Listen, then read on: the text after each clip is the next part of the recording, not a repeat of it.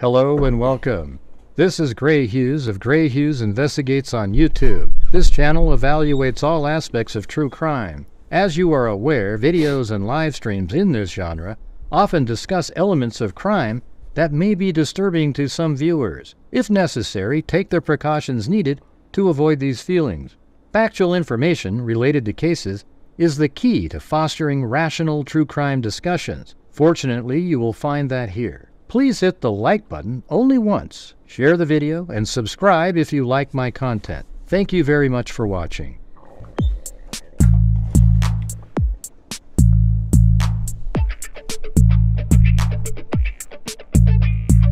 We are all Richard Allen!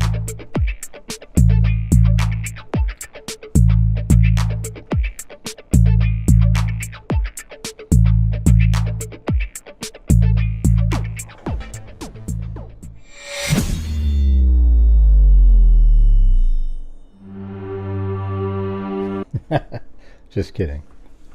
Just kidding. It's not that sad. It's not that sad.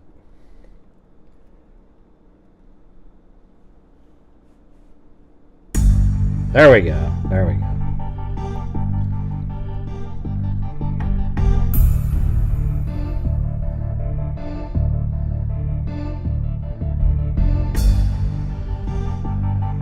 What's going on, freaks? Yeah, I put out that video today, just like I thought.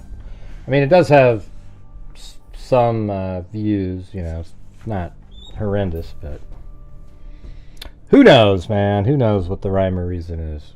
But I thought it was a pretty good kind of recap of all the documents that are there's 75 pages in those documents. And I did it in a 27-minute video. Of course, I sped my voice up. And then you get so many complainers. Just whiny.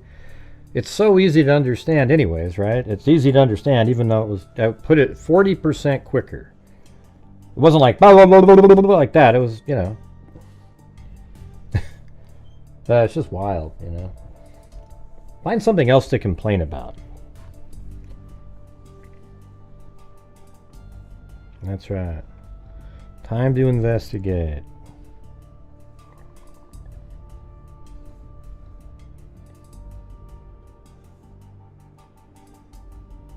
Man, it's already just dead as a doornail in here. Look at this. All right. It's just wild.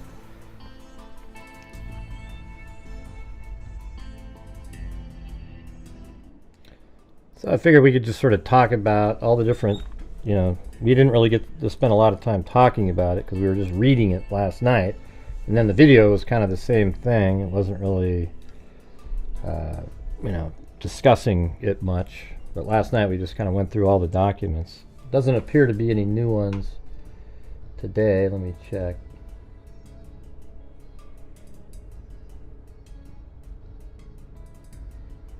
Yep, no new ones.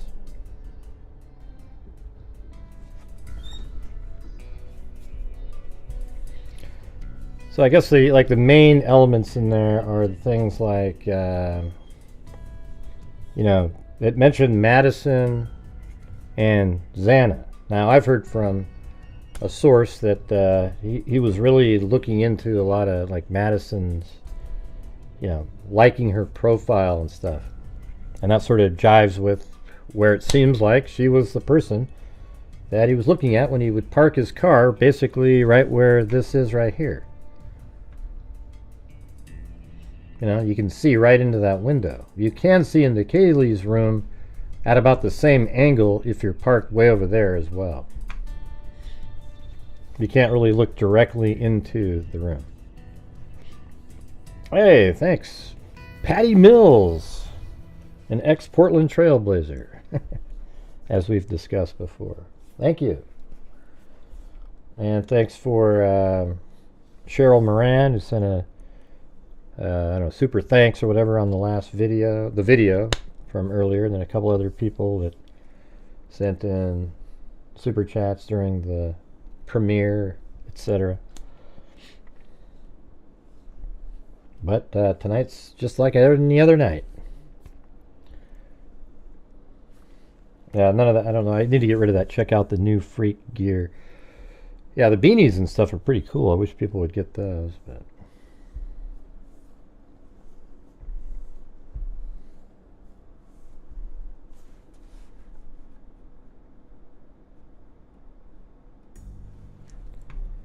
See. Patty Mills. Here, I'll show you Patty Mills, the NBA player. Right here. He's from Australia, this guy. He's a really good shooter, scrappy like guy. I think he's pretty old now though, but there it is. See? I'm pretty sure that's not you. You look like you're more Ireland. Patty Mills. Hope everyone is doing well tonight. Yeah, not bad. Yeah, I mean, this is kind of like a discussion, you guys. So if you guys want to, ask questions or, have some thoughts. There was only really 3 main articles yesterday.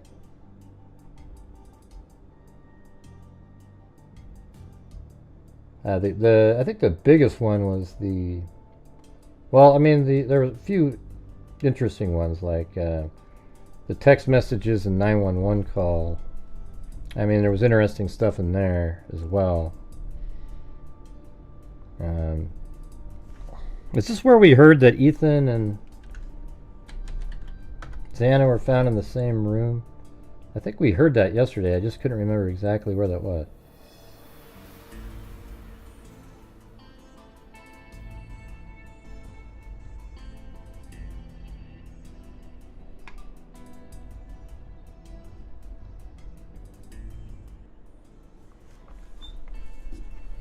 Let's see. After spending the evening out, roommates Dylan Mortensen and Bethany Funk, Kaylee Gonzalez, and Madison Mogan returned to their home at 1122 King Road in the early morning hours of November 13th at approximately 2 a.m. They met up in Kaylee's bedroom and talked. Wow, that's all stuff I didn't even realize. All right, let's check this out. I guess I just found this just now. I guess we skipped over that yesterday. Thanks, Allie Cake. So look at that. After spending the evening out, roommates Dylan Mortensen, Bethany Funk, and Kaylee Gonzalez and Madison Mogan returned to their 1122 King Road in the early morning hours of November 13, 2022. At approximately 2 a.m., they met up in Kaylee's bedroom and talked for a while before going to bed. The 5th roommate, Xana Kernodle, who was out with her boyfriend, Ethan Chapin, was not home yet. Man, I always thought they were home before before Madison and Kaylee. Didn't you guys? Like, I thought they were home around 1:30. And that they were home before Madison and Kaylee. The roommates debated going out to a food truck for a late snack. Really? They were just at a food truck. Prompting Dylan Mortensen, there you go, send a text at 2 a.m. to an Uber. See, I was wondering about that Uber driver. So there you go. There's the answer to that question. There you go. There's the answer to that question. The roommate debated going out for a food truck for a late snack. I mean, they were just there, 30 minutes before that. All right, hold on a second. My mom's calling.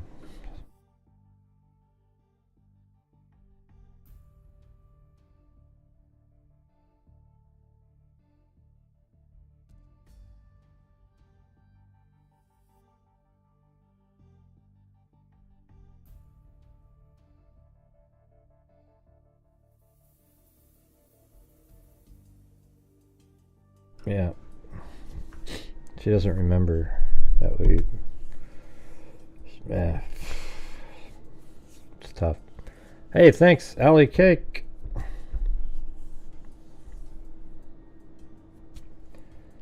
Huh. I hadn't heard this before. Did you guys? So at Dylan Mortensen, that's why at 2:10 She called that Uber driver. So that was kind of confusing before. And she knew, let's see, to an Uber driver, she knew to see if he was driving Exhibit D1. Ultimately, however, the girl decided to go to bed. At approximately 4 a.m., Dylan Mortensen heard strange noises and crying coming from the bathroom.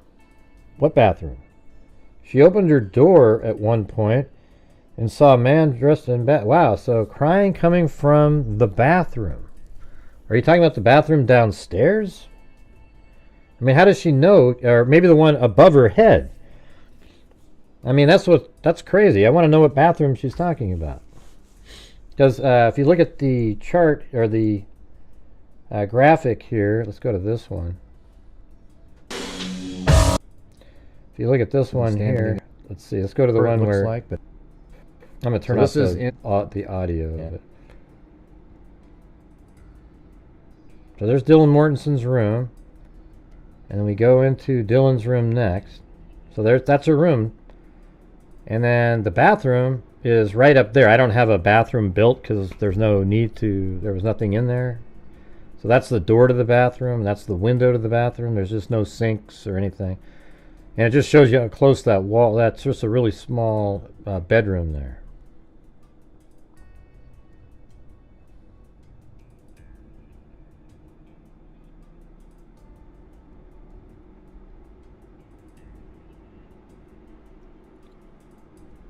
Yeah. So the bathroom's right up there. So is that what she's talking about? She heard crying. She may have thought it was the bathroom, but that would have to be... Man, I don't know. That's crazy. If it's the bathroom downstairs, that's around the corner, and it's by Xana's room. I guess we need to know which bathroom she's talking about.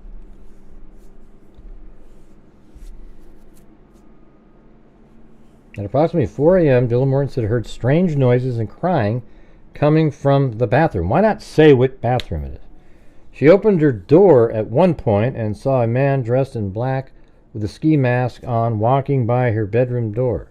She then placed calls and texts to her other roommates to see if they were awake. Only Bethany Funk, who resided on the ground floor, answered. Yeah, we figured that out from the text messages and phone calls.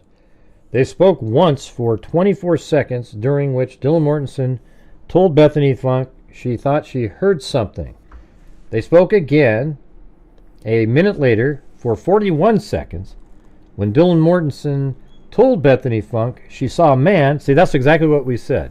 They must have talked prior based on that text message exchange, and now they're filling in that gap. Seconds when Dylan Mortensen told Bethany Funk she saw a man in a ski mask. That's on the phone call, so that's why it's not in the text messages. Leaving the house, they then exchanged the following text messages between 4:22 and 4:26. So now this will make sense, right? So now it says, no one is answering. Dylan says the next four comments. No one is answering. I'm really confused right now. And then she sent a message, Kaylee, what's going on? Then Bethany Funk to Dylan Mortensen. Yeah, dude, what the F? Xana was wearing all black. Dylan Mortensen said, I'm freaking out right now. Dylan Mortensen to Bethany Funk. No, it's like a ski mask almost. Bethany Funk to Dylan Mortensen. STFU. Bethany Funk. Actually, Dylan Mortensen to Bethany Funk. Like he had something over his forehead and a little around the mouth. So she really, even at that time, remembered. I mean, we're talking right at the time that she saw this balaclava. Dylan Mortensen to Bethany Funk. Bethany, I'm not kidding. I'm so freaked out. So am I. My phone is going to die. F, come on, come to my room. Run. Down here. I'm scared, I'm scared, though. Dylan Mortensen. Bethany to Dylan said, yeah, I know, but it's better than being alone. During the foregoing exchange, Dylan Mortensen also attempted contacting Ethan Chapin through Snapchat. See, I told you guys that she tried to use Snapchat to communicate with people.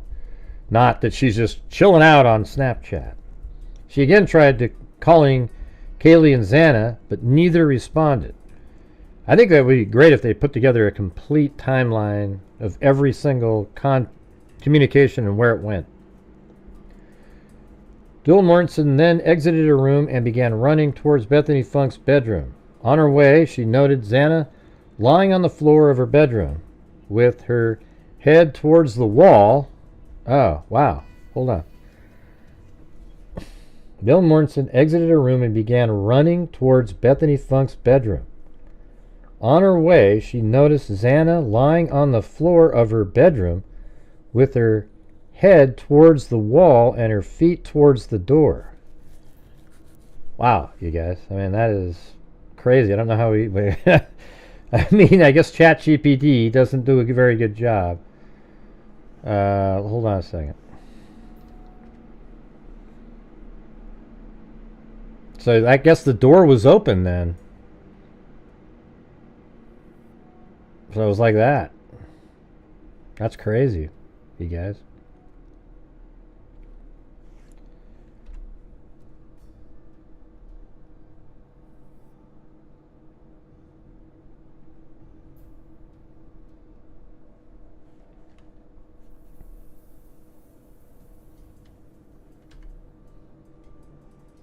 So it'll be like this. Okay, what? Up the stairs to the living room. And that's how she would be, like that. Her feet towards the door and her head towards the wall. And she could see her. So, man, these people just never went up there. The door must have been open. How did she see? I mean, nobody had to force their way in if she could see that. It'd be like that, though. But hey guys, we're currently at 1/12 of the goal tonight on this channel. As you guys know, as I repeat myself every single night, you know, I try to bring in, you know, people send in super chats or whatever, because this channel relies on you guys taking care of the show. Or, you know, or then it's like at a point where you can't do the shows. So if you guys could please support the channel. We got the Buy Me a Coffees, we got the Super Chats, we got the channel membership gifting, channel memberships if you just want to get one yourself. And that would be awesome, you guys, if you could please support the channel. We're hitting one of those massive lulls after a start, and hardly any comments. Nobody's commenting, nobody's doing. Let's try to, you know, I'm not sure what's going on, but we only got 181 people here, and might be too many different shows going on at the same time. This one's going to be better than those ones, though. It's just YouTube doesn't give a shit. All right, so anyways, that's where the body is, right there on the floor. That's crazy. I think we might have to kind of go through this article a little bit more, or this document.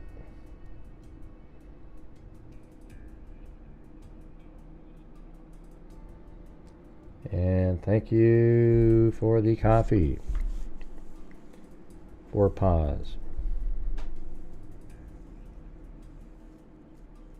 No, I don't see any of that, Delph. We've already looked into all that.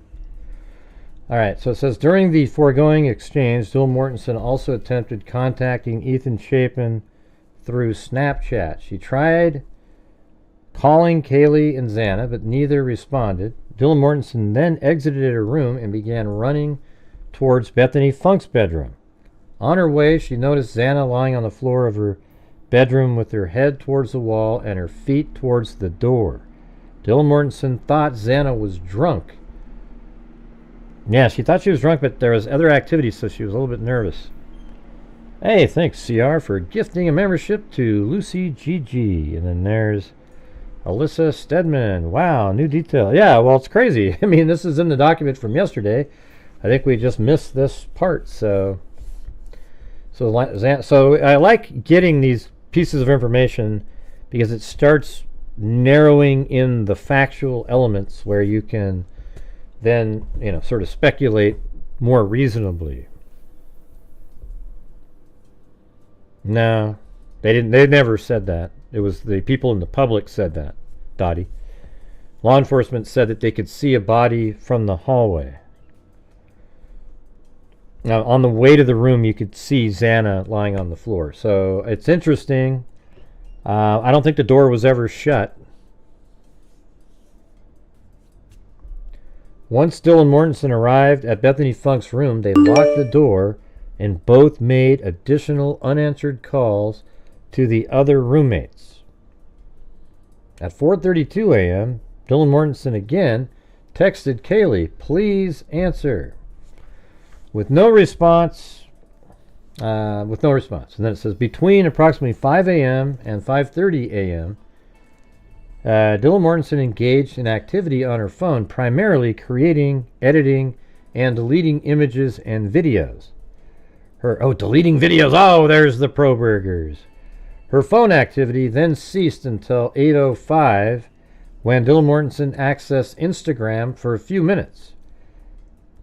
At 10 a.m., Dylan Mortensen again accessed Instagram, communicated over Snapchat. At 10:23, she texted Madison asking, "Are you up?" She received no response. Dylan Mortensen continued to access Instagram and Snapchat until 11:29 a.m., when she texted, "Kaylee, are you up?" Again, there was no response. And anyways, thank you up there again to Alyssa Stedman, CR.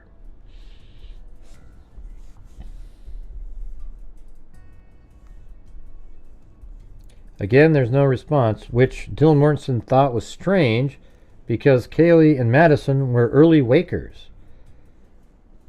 GJ Trans, I'm not sure what that is. Early wakers, GJ Trans at 188. Continued accessing various social media sites, including checking Ethan and Xana's Snapchat locations. At approximately 11:40, Dylan Mortensen's father texted her about scheduling a time for a chat, to which Dylan Mortensen responded. She also received 2 texts from a person named Jenna stating, "Bro, and do you guys need me to come get you?"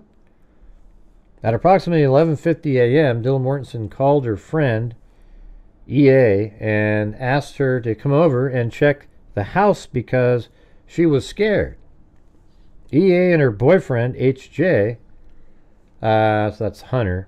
So Hunter, okay, so I think EA is, obviously they just said that, is the girlfriend of Hunter, who is Ethan's best friend, I think, right? Came over, and then they met Dylan Mortensen and Bethany Funk at the bottom floor. This is exactly how I picture the whole thing, of the house. GJ transcript at 277, something like that. Together, Dylan Mortensen, Bethany Funk, Hunter started to walk up the stairs to the second floor. When they reached the second floor, Hunter went to the kitchen to grab a kitchen knife. When he came back out, Dylan Mortensen saw Xana again for a split second.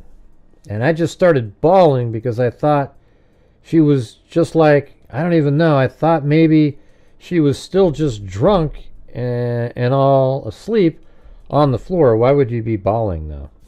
I mean, I guess that would be a question you'd ask is, what are you bawling about if you just thought she was drunk and asleep? Let's see. Hunter told Dylan Mortensen and Bethany Funk to get out, who started up the stairs. Also, let me see, because I thought they did the 911 call. Oh, I see. Okay, this is regarding the 911 call, so that makes sense, the bawling part. Because I think they know that something worse is happening. So at approximately 11:50 a.m., Dylan Mortensen called her friend EA and asked her to come over and check the house. And then they met Dylan Mortensen and Bethany Funk at the bottom floor of the house. So I think that's all that's there is those 4 people. Dylan Mortensen, Bethany Funk, and Hunter. This is exactly how I pictured this. I mean, I'm telling you guys, it's crazy. So if you go to that the video here, the 3D animation, if we just back it up, this is what they did. They were right here. Actually, I'll just go all the way to the... This is outside the house, right? And I'm just opening the front door, and they're right here, and then I'll maybe move it forward through the video. So here's the stairs. That's the front door. Here's the stairs. So they came up like this, And then I guess Hunter ran in there to get a knife. Wow, CR, thank you so much. Appreciate it.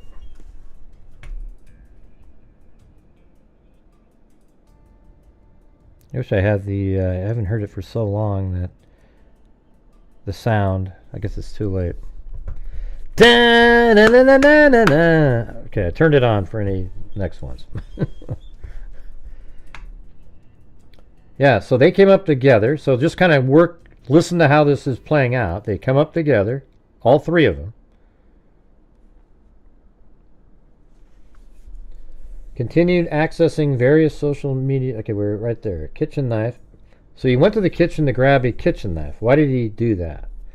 When he came back out, Dylan Mortensen saw Xana again for a split second, and I just started bawling because I thought she had just, like, I don't even know. I thought maybe she was still just drunk and all asleep on the floor.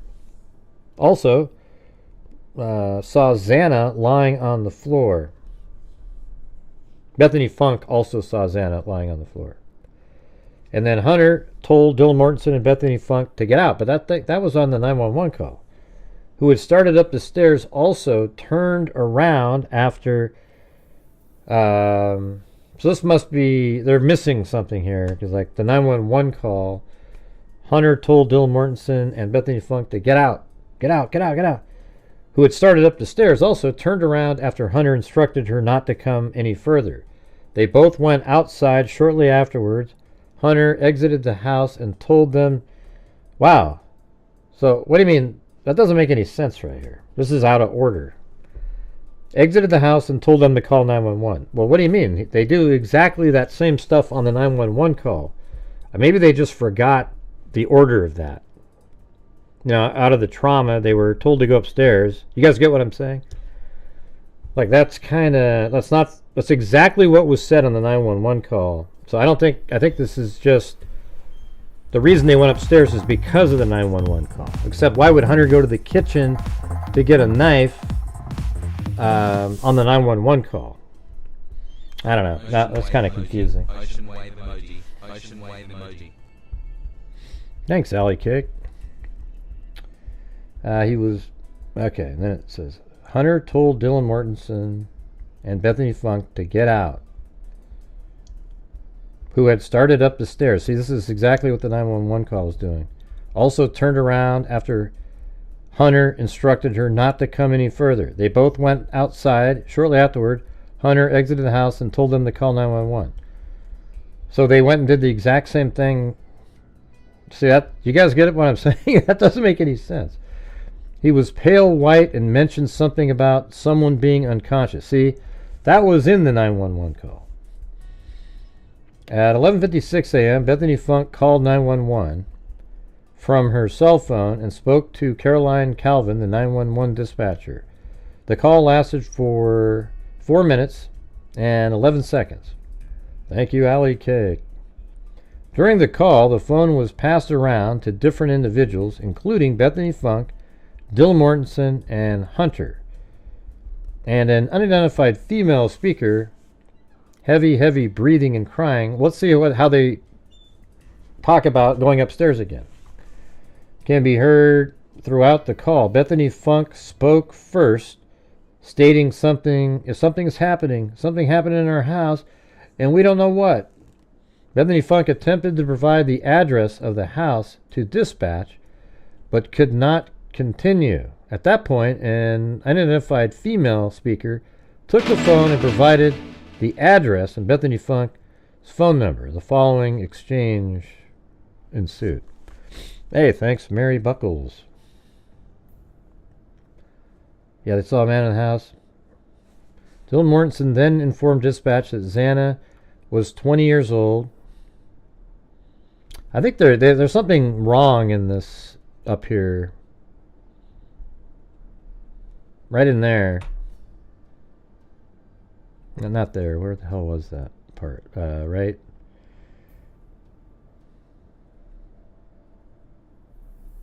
Yeah, I think it was just right in this area. I mean, they explained exactly the same thing that's on the 911 call, where he said, "Get out, get out, get out." That's on that call. But they may have remembered the story differently. They didn't realize perhaps that the 911 caller, just in their mind, is why they went upstairs. Maybe something like that.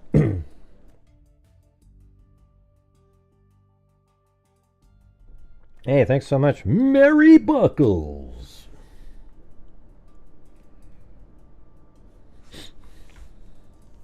Maybe you told them twice to get away. Yeah, I don't know. Doesn't that seem...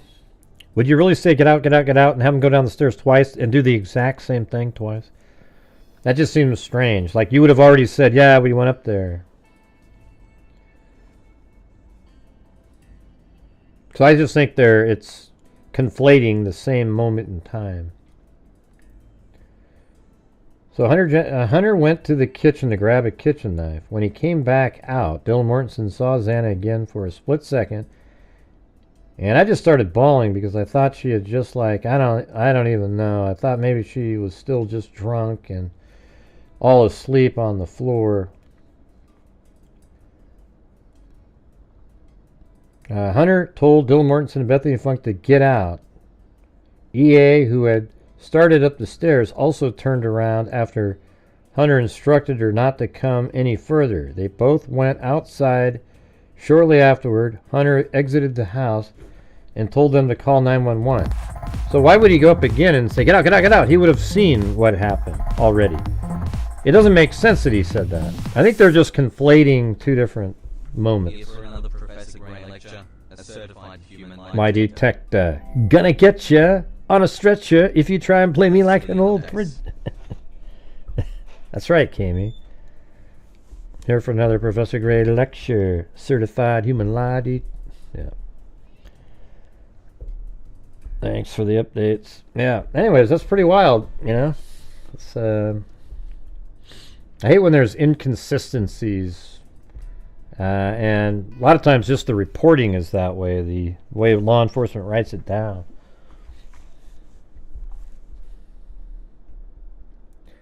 The state seeks to admit Dylan Mortensen and Bethany Funk's phone records from November 13, 2022, including all records and text messages, as well as illicit testimony by Dylan Mortensen and Bethany Funk regarding their communications with each other on November 13th. Hey, Donna, thanks for gifting a membership to Exquisite.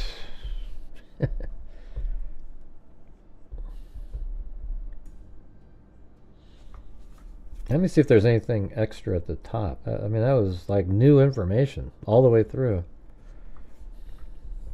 Dylan Mortensen and Bethany Funk are two surviving roommates of 1122 King Road. At the time of the homicides were believed to have occurred. Dylan Mortensen saw a masked intruder in the house and began calling and texting the other roommates, including Bethany Funk. Yeah, I think we went through this. Oral arguments, whether statements fall within... Yeah, they're just going over the stuff regarding... So what happened was, is in the 911 call, they excluded the EA saying, yeah, and there was a guy in the house, because that was hearsay from her. That makes sense to me. Now, they also removed the portion where Dylan Mortensen talks about, yeah, there was, at 4 o'clock, there was this, and then the operator interrupted her. They don't even want that part in there because that wasn't an excited utterance, and there was time to contemplate. So we can see that at the very end where it says...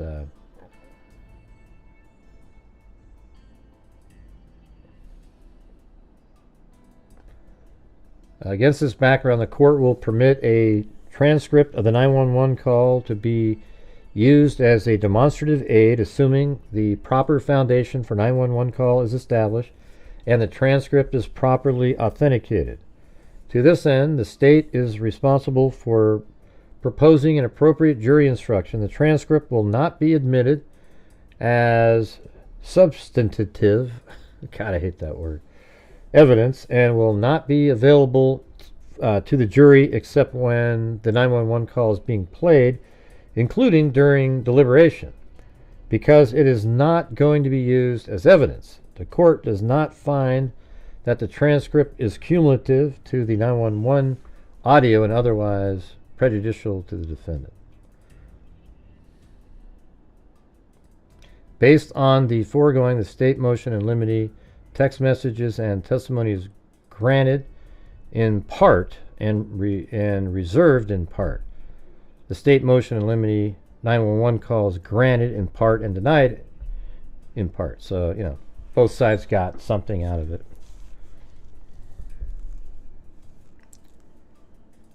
Laying the whole timeline for... Yeah, it does. Yeah, I think it explained a few of the things. It got confusing, though, up here, where it, you know, had some information that doesn't really make sense.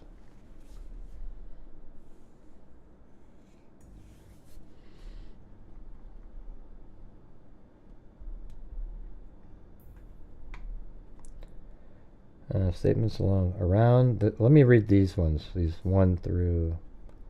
So I think these are after where we were just at, right?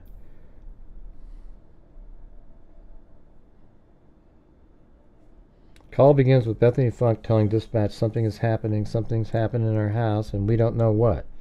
This statement falls squarely within the present sense impression. 2. The state argues this statement.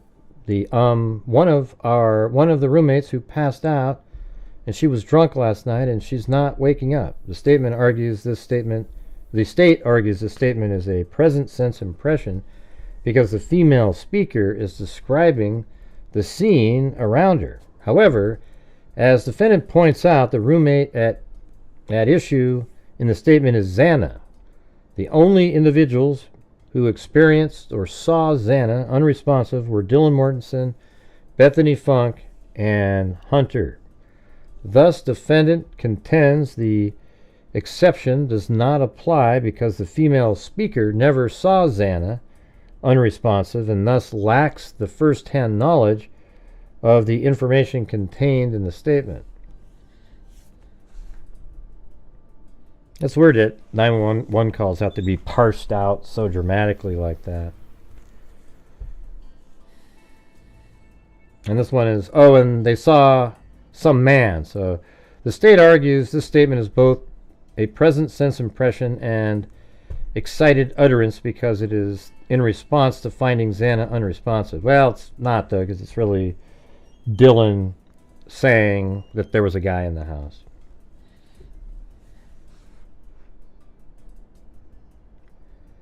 Dylan Mortensen attempts to explain events. After the female speaker codes the phone, or cedes the phone, to Dylan Mortensen identifies herself and asks if she can tell the dispatch what happened.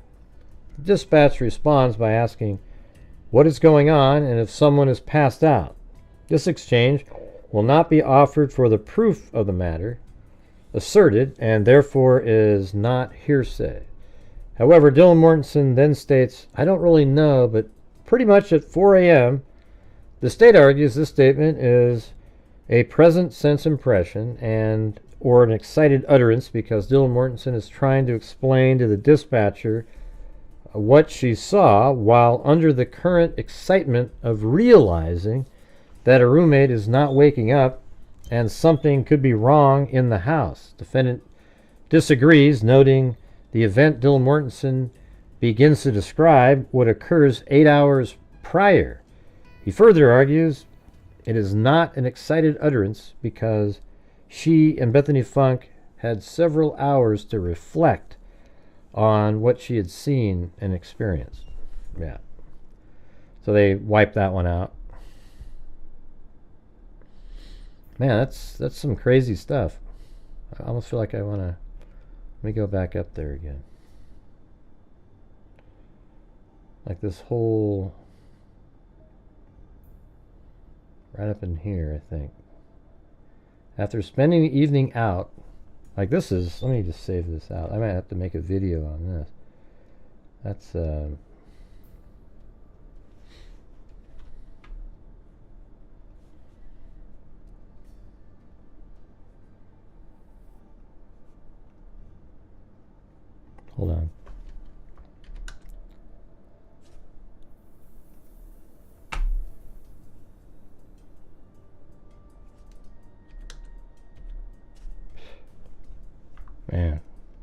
frozen. New folder. Yeah, it's not letting me save it anywhere. Weird.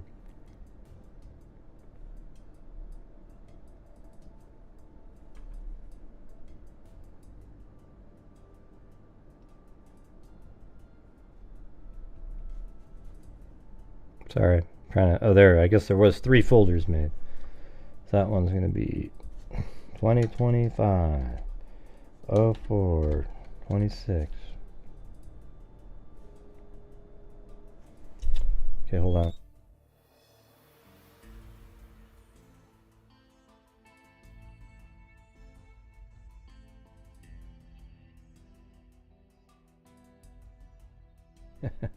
All right. So you got that. So after spending the evening out, I mean, this is all new stuff to me. We missed it last night because we were doing like trying to break it down. I didn't see this. So here we go.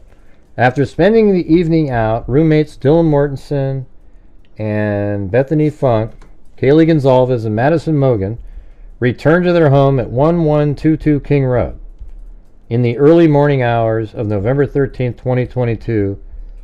And then it says at approximately 2 a.m., Dylan Mortensen, Bethany Funk, Kaylee Gonzalez, and Madison Mogan met in Kaylee's bedroom.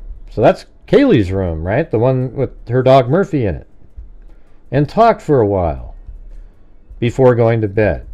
The 5th roommate, Xana Kernodle, who was out with her boyfriend, Ethan Chapin, was not home yet. See, I always thought that they were home before. I'm not sure it matters that much, but I always thought that they were home before. Xana Kernodle, who were out with, she was out with her boyfriend, was not home yet. The roommates debated going out to a food truck for a late snack. Kind of makes you wonder, wouldn't it be interesting, when the hell did Xana get home? I mean, was Kohberger actually aware that she wasn't even home yet and was waiting? And that's why he kept driving around at 3:26. What if they weren't even home at that time? Because remember, they were all in bed or in their rooms by 4. And doesn't it make sense that the fact that they ordered DoorDash at around 4 o'clock, or they ordered it earlier, that's probably the time they got home? I mean, look at how it worked with the other girls. They all got home, they got in the room, and they started saying, hey, let's get some DoorDash. And that's why Dylan Mortensen texted the Uber driver or whoever the hell it was, because they were going to do that.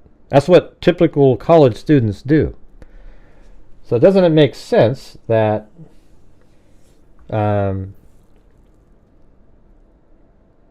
but that's exactly what Xana did when she got home with Ethan. So they get home and they're like, hey, let's order something. So maybe they got home way later than we all had thought. I always thought they got home at 1:30 or so. Nobody said it doesn't make sense, and Vroom. Are you not paying attention, or are you just trying to be sort of passive right there?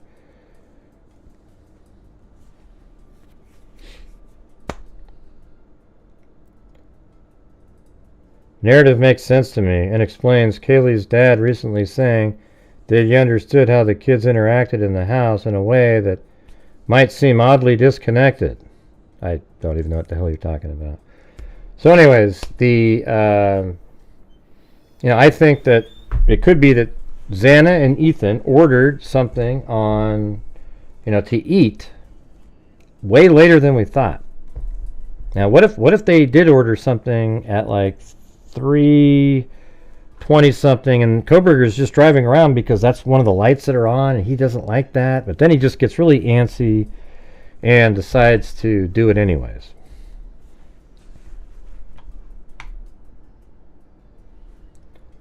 You guys even here? It's like dead as a doornail in here. I mean, it's just nobody's chatting. I don't think I've ever seen it with less people chatting than this show right here. It's like it's not even moving. It's just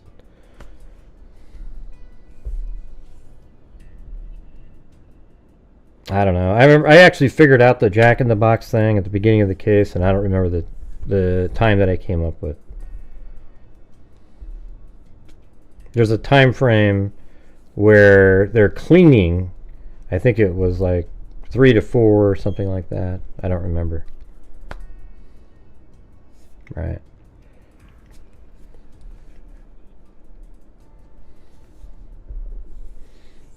Okay, so it says they met in Kaylee's bedroom and talked for a while after going to bed. The fifth roommate, Xana Kernodle, who was out with her boyfriend Ethan Chapin, was not home yet.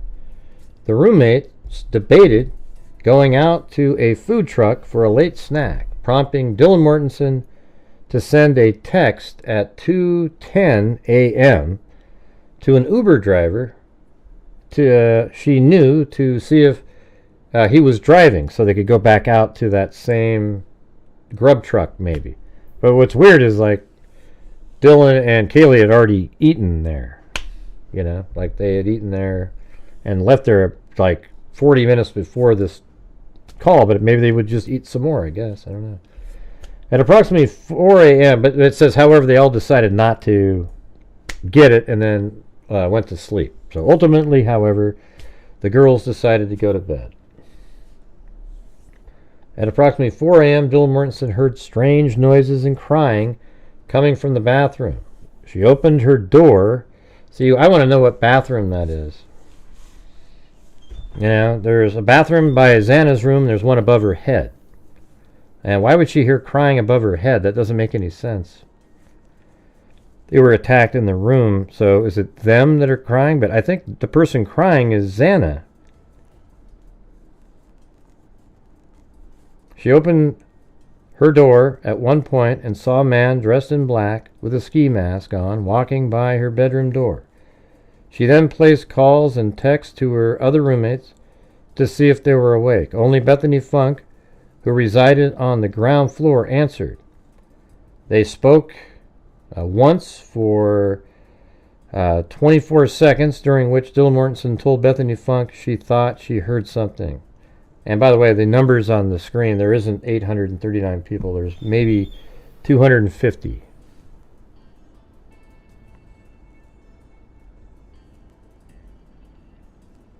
Yeah, I mean, nobody's crying upstairs. They're killed. At approximately 4 a.m., see, it's just weird, man. They spoke for 24 seconds. So she then placed calls and texts to her other roommates to see if they were awake. Only Bethany Funk, who resided on the ground floor, answered. They spoke once for 24 seconds, during which Dylan Mortensen told Bethany Funk she thought she heard something. They spoke again a minute later for 41 seconds. During the foregoing exchange, Dylan Mortensen also attempted contacting Ethan Chapin through Snapchat. See, that's what totally is explained now. You know, that's why she was on Snapchat. She again tried calling Kaylee and Xana, but neither responded. Then exited her room and began running towards Bethany Funk's bedroom. I mean, this is nuts right here. This is all new stuff.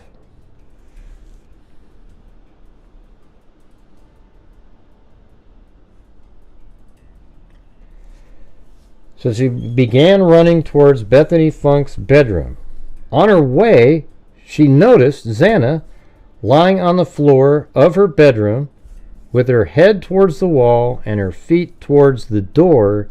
Dylan Mortensen thought Xana was drunk. And that's the grand jury transcript. That's what GJ trans means, I guess. Once Dylan Mortensen arrived at Bethany Funk's room, they locked the door and both made additional unanswered calls to the other roommates. At 4:32 a.m., Dylan Mortensen again texted Kaylee and said, "Hey, please answer," with no response. And then between approximately 5 and 6:30 a.m., Dylan Mortensen engaged in activity on her phone, primarily creating, editing, and deleting images. At approximately 11:50 a.m., Dylan Mortensen called her friend EA and asked her to come over and check the house because she was scared, EA and her boyfriend, HJ, came over. And that's also from the grand jury transcript.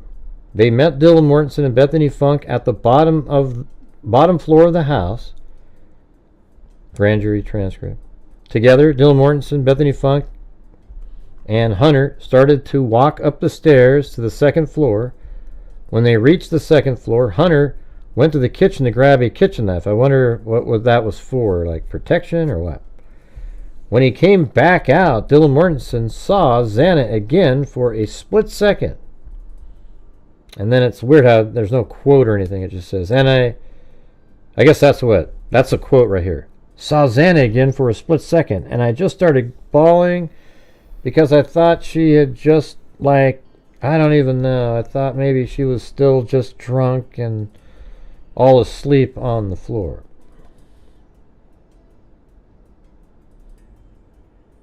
And then Hunter told Dylan and Bethany to get out to Hunter's girlfriend, who, see, but this is all in the 911 call. That's why it's confusing.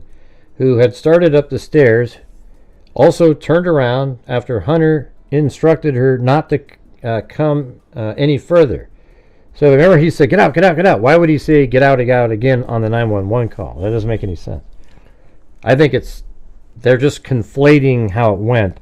You know, like when they're remembering it later, they're not really remembering why they went up the stairs first. You know, that it was the 911 call, and they're just explaining it. Anyways, you guys, we've absolutely frozen here. We're still stuck at about 45% of the nightly goal. So if you guys are out there and you have the ability to help support the channel, I would appreciate it. Having these long lulls always gets kind of depressing. So let's see if we can get the support up for the channel. That allows me to keep doing the shows, and then we've already donated $1,000 this month so far, and I'd like to have a pretty good end of the month on our donation night. So that's the only way to make it happen. I take a portion of the income from the ad revenue, the super chats, etc., and we donate to various true crime related charities. All right. Don't know what else to tell you guys. Seems like every night I have to keep saying the same stuff, you know. Stressful for Dylan and Bethany to have to testify before a grand jury. Yeah, sure. Yeah. Right. That's like stating the obvious.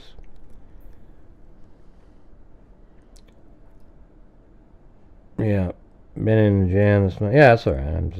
I'm just looking. I mean, nobody needs to give me an explanation. If you can afford it, I appreciate the support. If not, that's okay too. All right. So, anyways, let's just move on to a different document.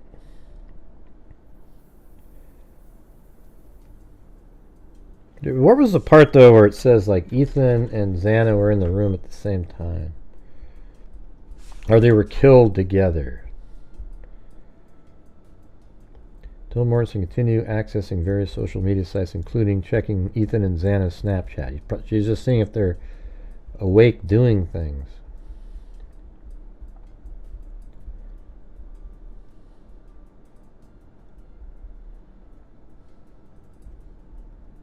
Yeah, I don't remember which document that was.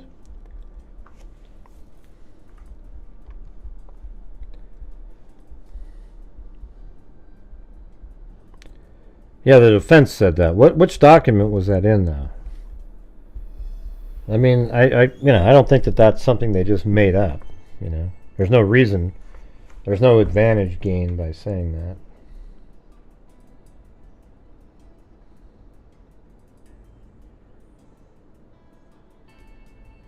Huh?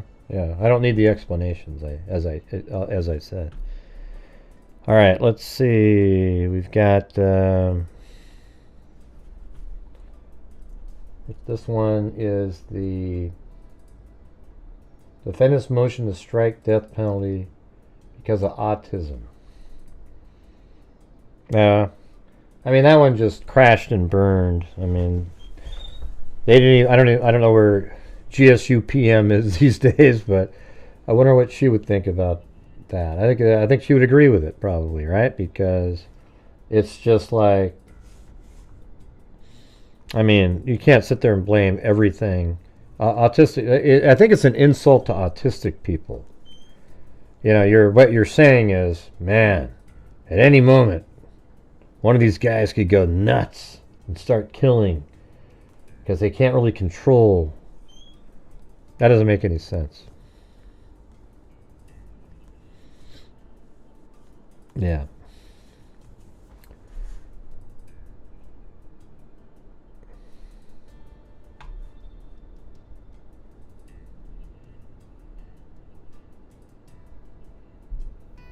Oh, thanks Lisa Valenzuela for the coffee and Michelle for the coffee. Oh, look at Sandy Shirley. Gifted 5. We've got Texas Crime Princess, Sandy, Harry, me boy, Jesse Fry, and Muffin Mouse. Alright, so we don't need it. I don't really want to go over that document. But I think the one that had the most stuff, I mean, although that last information was, you know, really interesting. You know, let's be honest. So let's see if there's any nuggets in this document that we missed. I think we went over each one of these specifically, didn't we? I think we decided to after we realized that there was... X would blame hitting me on his autism when that is far from the truth. It does not justify his action. Yeah, well, it has nothing to do with him being autistic. That's the whole thing. Sometimes I think, like, isn't everybody have a little, like, if you want to do, like, the spectrum gets larger and larger and larger and larger. So maybe we could say at some point that we're all a little bit on the spectrum, you know. That's not true, Gray. Well, how do you know? I mean, and the wider they expand it, the more cases that show up, right? So then you have all these different levels. Well, let's create this level. All of a sudden, the numbers start spiking up dramatically, right? So then you sort of wonder about that a little bit.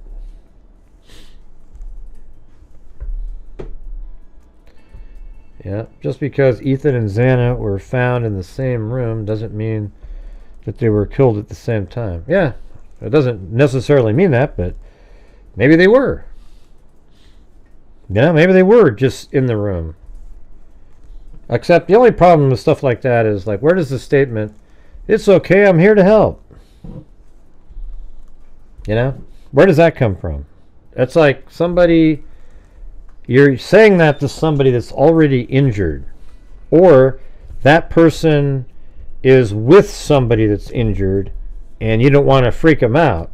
Although I think it'd be pretty freaky if somebody said, "Hey, it's okay, I'm here to help," and you're wearing a balaclava and all black, wearing and holding a K-bar knife.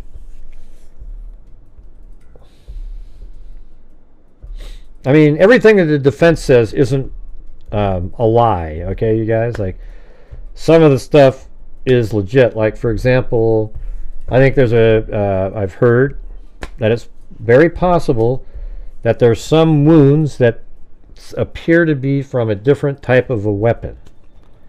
So perhaps Koberger had multiple weapons with him. And if he wants to come forward and say somebody was with him and helping, then shit, do it. I mean, my God. Maybe you can cut a deal to name the other perp.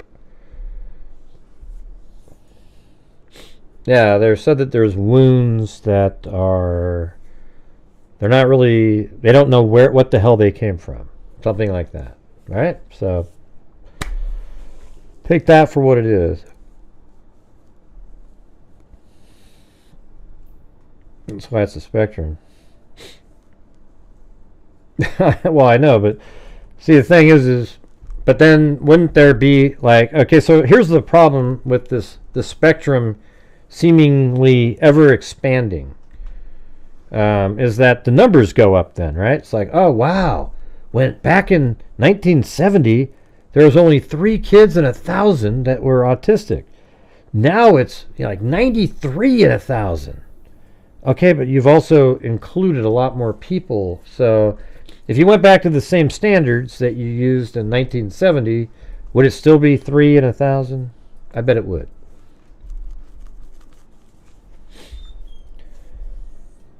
You never heard what? Yeah. Well, it was in these documents. The defense said that there's multiple weapons, and that's why they want you to believe there's multiple killers, because nobody could have done it that quick. And then the prosecution's going to put in witness that talks about how they did timing, and they should have been able. It looks like you could do it within 2 to 4 minutes. The killings. Especially when there's and they use the fact that Madison Mogan was drunk and the rest of them had been drinking as well. I would think that they would have the blood alcohol level of all 4 of the victims, right? All right. Well, we're still struggling tonight, you guys. So we're currently at, what are we at now? We're about 55%. Of the goal. Say to get out of this. No, he doesn't know what to say to get out of anything. BS. Go on. You're Looney Tunes, man. There's no chance. Your name fits that comment you just made. Let's see. So let's go back through this. I think it's Darren Gilbertson. That guy's pretty interesting.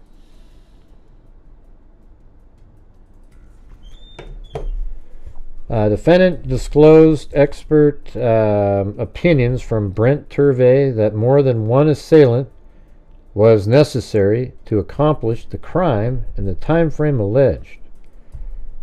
Thanks, CR. Are you starting a wave, CR? There is direct and indirect evidence that attempts were made by the suspects to clean up the crime scene after the homicides, which would have taken far longer than the time interval. Yeah, I mean, that's something. Is that true? I mean, that somebody was, trying to clean up the crime scene? I think that'd be pretty interesting. Man, that's crazy. I mean, why would they put that in there? It sounds like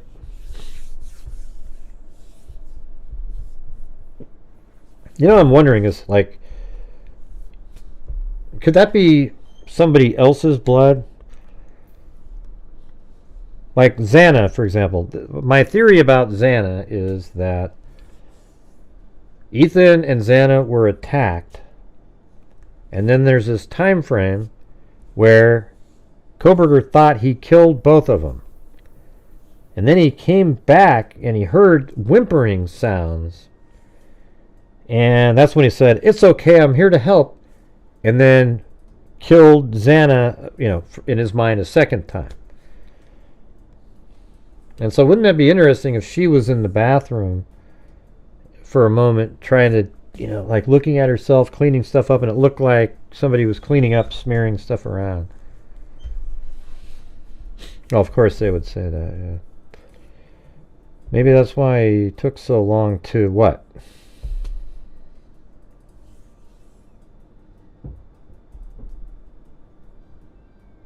No, BS. Can you quit throwing out your BS? Your voice, you're saying some ridiculous stuff, okay? No, he didn't come back at 4 a.m. to clean it up. Yes, everything you typed in here shows a lack of knowledge of the case. He hadn't even been into the house yet at 4. He parked his car at 4:08 and went into the house, okay? Hey, thanks, Joseph Brennan. How's it going? Appreciate it. Thank you. And self-esteem. Keep it up. Keep it up. I mean, I'm not sure what you're talking about. Maybe Koberger came back at 4 a.m. Well, he hadn't even been in the house yet at 4 a.m. And as a matter of fact, at 4 a.m. he was driving around on a street. But no, but you're not doing that BS. You're putting in information that's not a theory because it's not accurate. You get what I'm saying? Like, on this channel, if you have a theory, make sure that it's completely framed in the factual elements of the case. All right? And so, you know, the theories that you could have with inside the house, I guess, would be, you know, I mean, is it possible that the attack was on Xana and Ethan first?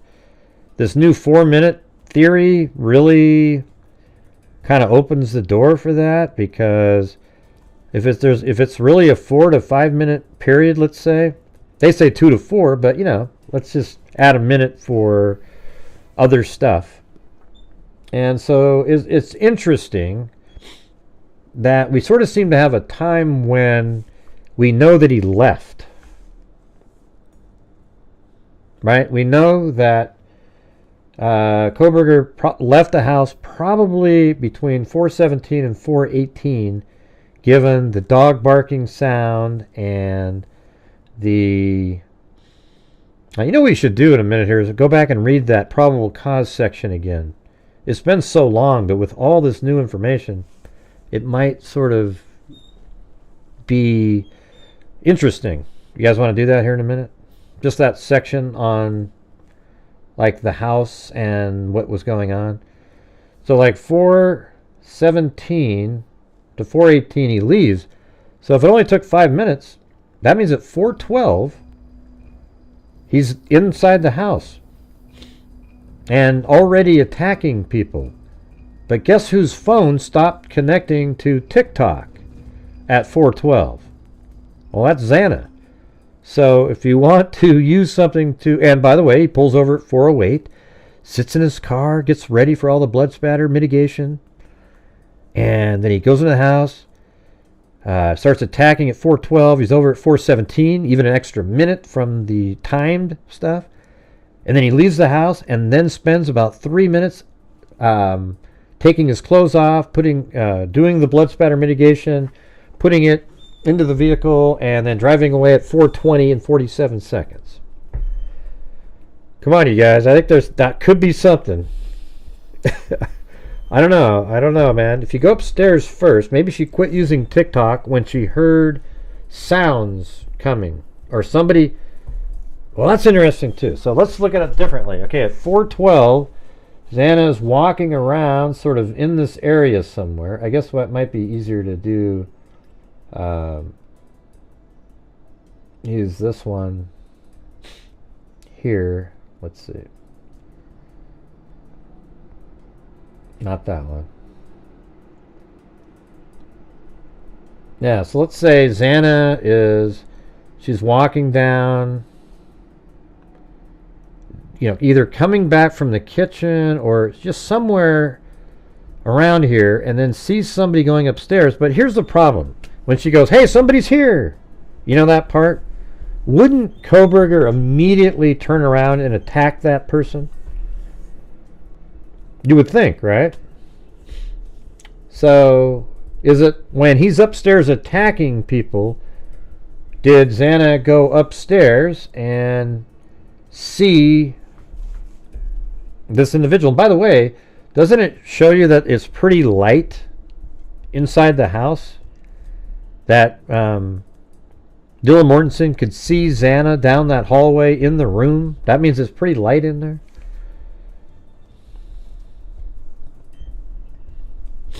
Okay, so let's say he goes upstairs first, and then does she turn off TikTok because she's like, hey, what's going on? But why would you turn off TikTok to do that? And why would, I mean, it's just, I guess it says that she was using TikTok at 4:12. Maybe she was even still logged in, but she never used it again. So I can see that. Let's say she's sitting on her bed doing TikTok. You know, TikTok, whatever. And then goes, whoa, what's that sound? And she kind of sneaks up the stairs. Maybe that part of the story that Dylan says, where she said she saw somebody coming down the stairs is real. maybe that is Xana. And she goes upstairs and then comes, kind of like sees something going on and can tell somebody's in the room and there's sounds. So she's like coming down the stairs, hey, you know, there's somebody here. And that's like at 4:14 or so. And at that point, Koberger sort of finishes what he's doing upstairs, comes down the stairs, and kind of follows where Xana is. And then he attacks both of them in there. See, it's pretty interesting how you can, you know, sort of use these other pieces of information to, you know, because here's what we know now. If they believe that the murders happened in 2 to 4 minutes, and we already know the time he basically left is around 4:17 or 18, that means the attack started at like, you know, 4:11, 4:12, even as late as 4:13.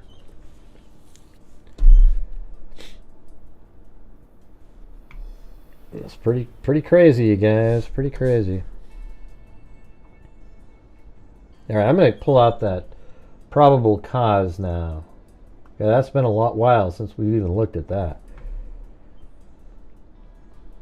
All right, here it comes. All right, let's do this again. This is what was in the court document. This is Dustin Blaker's version. There's 2 different people. They're almost identical, slightly different. The below information is provided by Sergeant Dustin Blaker. I am duly appointed, qualified, and acting peace officer. Let's just go down to here. On November 13, 2022, at approximately 4 p.m., 12 hours later. So he wasn't even there right after the 911 call. He was there about 4 hours later. Police Department Corporal Brett Payne, he's the other one that wrote a document. And I responded to 1122 King Road. They're identical documents. Moscow, Idaho, hereafter the King Road residence, to assist with the scene, securing and processing the crime scene associated with 4 homicides. Upon our arrival, the Idaho State Police forensic team was on scene and was preparing to begin processing the scene. MPD Officer Smith, one of the initial responding officers to the incident, advised he would walk through the scene. OFC Smith and I entered the King Road residence through the bottom floor. So basically my little walkthrough mimics this. On the north side of the building, OFC Smith and I then walked up the stairs to the 2nd floor. So here's exactly what he's doing. Watch. This is outside. They walk in. As soon as you open the door, as soon as the front door opens, you can take a hard left, okay? But I actually go down to Bethany's room and then come back, and then there's the front door open. All right, now this is what Payne did. He goes up the stairs like that, and then they turn, and then they start heading towards Xana's room. All right, it says it right here. Man, you guys are lucky to have the stuff that I've got. Of course, I made it all, but you got to admit, like, come on. You have this 3D model that you can look around, 360-degree video, 2 different types. Right, Lisa? Yeah. Well, I'm lucky to have you guys watching. All right, so anyways, they entered the King Road residence through the bottom floor door on the north side of the building. OFC Smith and I then walked upstairs to the 2nd floor. OFC Smith directed me down the hallway to the west bedroom on the 2nd floor, which I later learned through Xana's driver's license. Driver's license and other personal belongings found in the room was Xana Kernodle. Hereafter Kernodle's room. Just before this room, there was a bathroom door. Well, here we go. Let's start walking. That's the bathroom door right there. And it's interesting that they mentioned the bathroom door, you know. So why did they mention the bathroom door? Well, now that we hear that Dylan says she heard whining from a bathroom. Is there something significant that happened in this bathroom here? Is this, yeah, the cleanup? Is that what's going on there? Later, even. Because if you think about it, his last killings would have been Ethan and Xana, and he's right near a bathroom. Thanks, Michelle H.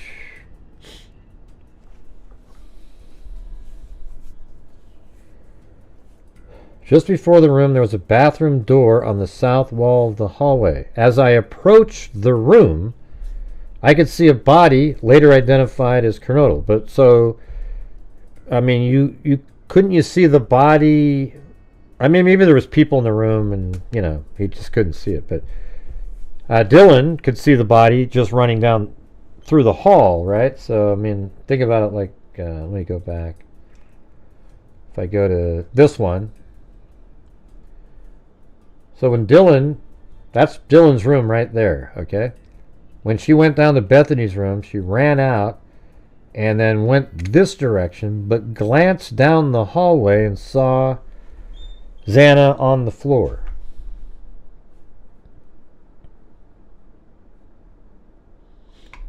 And that's kind of, you know, like this is the same spot. So if this was a fixed camera, Dylan would have ran by right here and then down those stairs, but glanced over and saw. So when this officer was there, you know, he said you could see a bathroom when he approached the room. Approaching the room could be about right here, you know. I guess that's in about the same spot, right? Directed me down the hallway to the west bedroom on the second floor, which I later learned. And then it says, as I approached the room, I could see a body, later identified as Kernodle. So here's when he's saying up here. So let's just look at it like this. He could tell it was Xana's room because of a driver's license. Kernodle, hereafter, Kernodle's room. Just before this room was a bathroom door on the south wall of the hallway. Just period, right? So that's just a factual element. Not that he's standing next to it and, oh, look, there's a body, okay?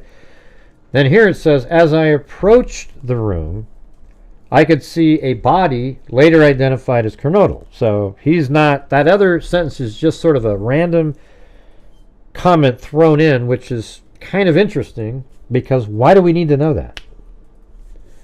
As I approached the room, I could see a body later identified as Kernodle laying on the floor. Kernodle was deceased with wounds which appeared to have been caused by an edged weapon.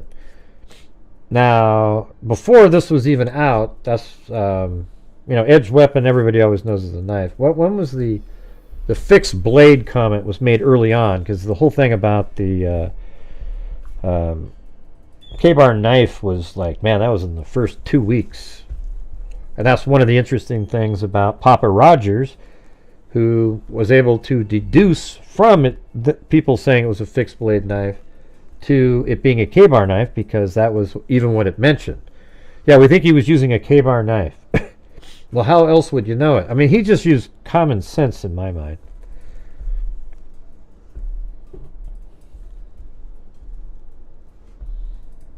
It doesn't, yeah, it doesn't need to say forepaws. It doesn't need to say, because her feet were facing the door. So it's, I think it's just obviously the wall in front, unless you think she's at an angle and they just didn't want to tell us what wall, you know. As I approached the room, I could see a body later identified as Kernodle laying on the floor. And by the way, I have it set up now in this video the way it was.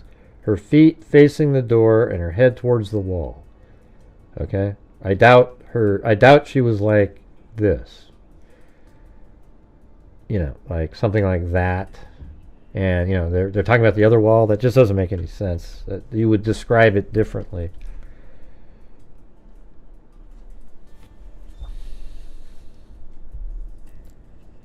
What are you talking about? No. It's not probably towards the south wall.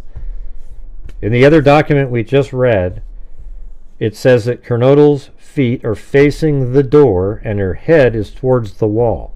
Okay? The south wall is not that's not correct. Delve. Yeah, we just got that in those earlier documents tonight. I didn't even see that yesterday. Yeah, it's pretty crazy. Anyways, I then followed OFC Smith upstairs to the third floor of the residence. The third floor consisted of 2 bedrooms, 1 bathroom. The bedroom on the west side of the floor was later determined to be Kaylee Gonzalez, hereafter Gonzalez's room.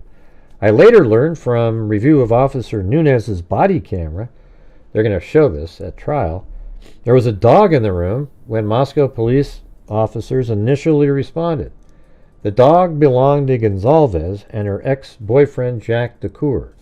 I found out from Corporal Payne interview with Jack DeCour on November 13, 2022, that he and Gonzalez shared the dog. Officer Smith then pointed out a small bathroom on the east side of the third floor. So, it's interesting that he mentions bathroom again. This bathroom shared a wall with Madison Mogan, hereafter Mogan's bedroom, which was situated on the southeast corner of the third floor. Right, so let's go into Dylan's room, and I'll show you exactly what they're talking about. I'll do the sort of half. So this is Dylan's room. That's her door, and then right above her head is Madison Mogan and Kaylee up there, and then this wall right there, there's a bathroom right here. I didn't put any of the fixtures or anything. It just isn't part of, there's no reason to build all that out when there's no evidence of any kind that they were in there. If there is, I guess I could put something in there. But so this is the bathroom. So Dylan's right below the bathroom and Madison Mogan's room. And then right up there is Kaylee's room. So that's up the stairs. And so here's her door. This is Dylan's door. Right outside of her door, there's steps that go up like that. And then up that way, there's the rail. And then you're on the third floor, and then Kaylee's room is right there. And you'll see that right here in just a second. So I'm in there, and now we're going to go past Dylan's room. She's standing there. See that?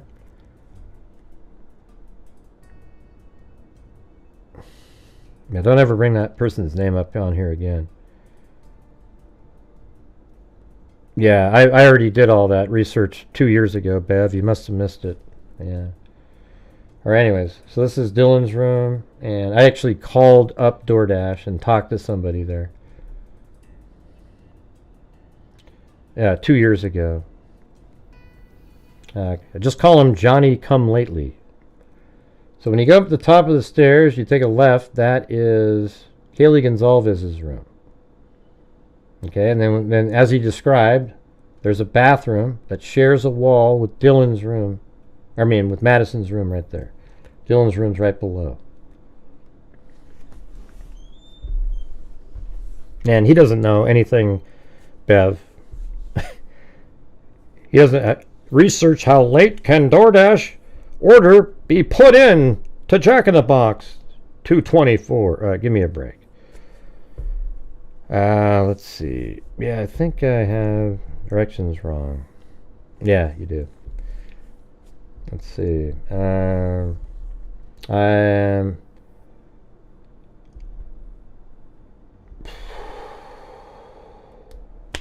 Right, pointed out a small bathroom on the east side of the third floor.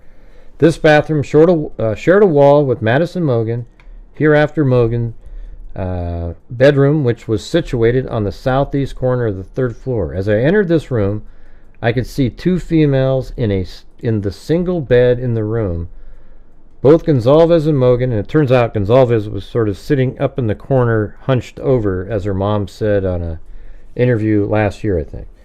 I was later advised by ISP, they were killed by, it says, deceased with visible stab wounds. I was later advised by ISP investigators they located a tan leather knife sheath laying on the bed next to Mogan's right side. The sheath was later processed and had K-Bar USMC and the United States Marine Corps Eagle Globe and Anchor insignia, the exact kind that Brian Koberger ordered. I know. And I actually called up Cindy. I mean, I took the time. I got a hold of DoorDash. The guy explained how they do nightly. I wonder if I still have that somewhere. I almost feel like I recorded the call or something. Yeah, he's always about a year behind that good old McDummy. Yeah. Let's see, where do we got?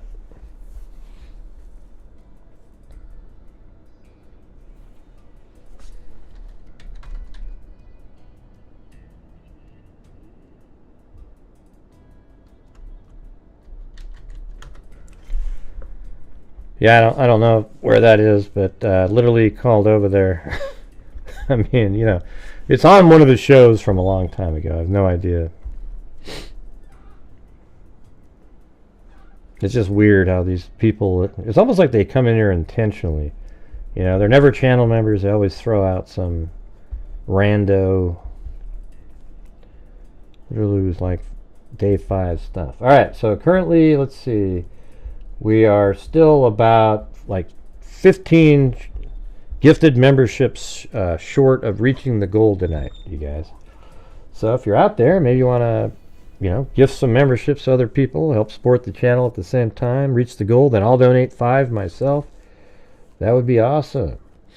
As I entered the bedroom, I could see 2 females in the single bed in the room, and then they found the knife sheath on it. All right, so this is what it would have been like. Coming in to the room, opens the door, and there they are laying on the bed, and there's a K-bar knife sheath sitting there.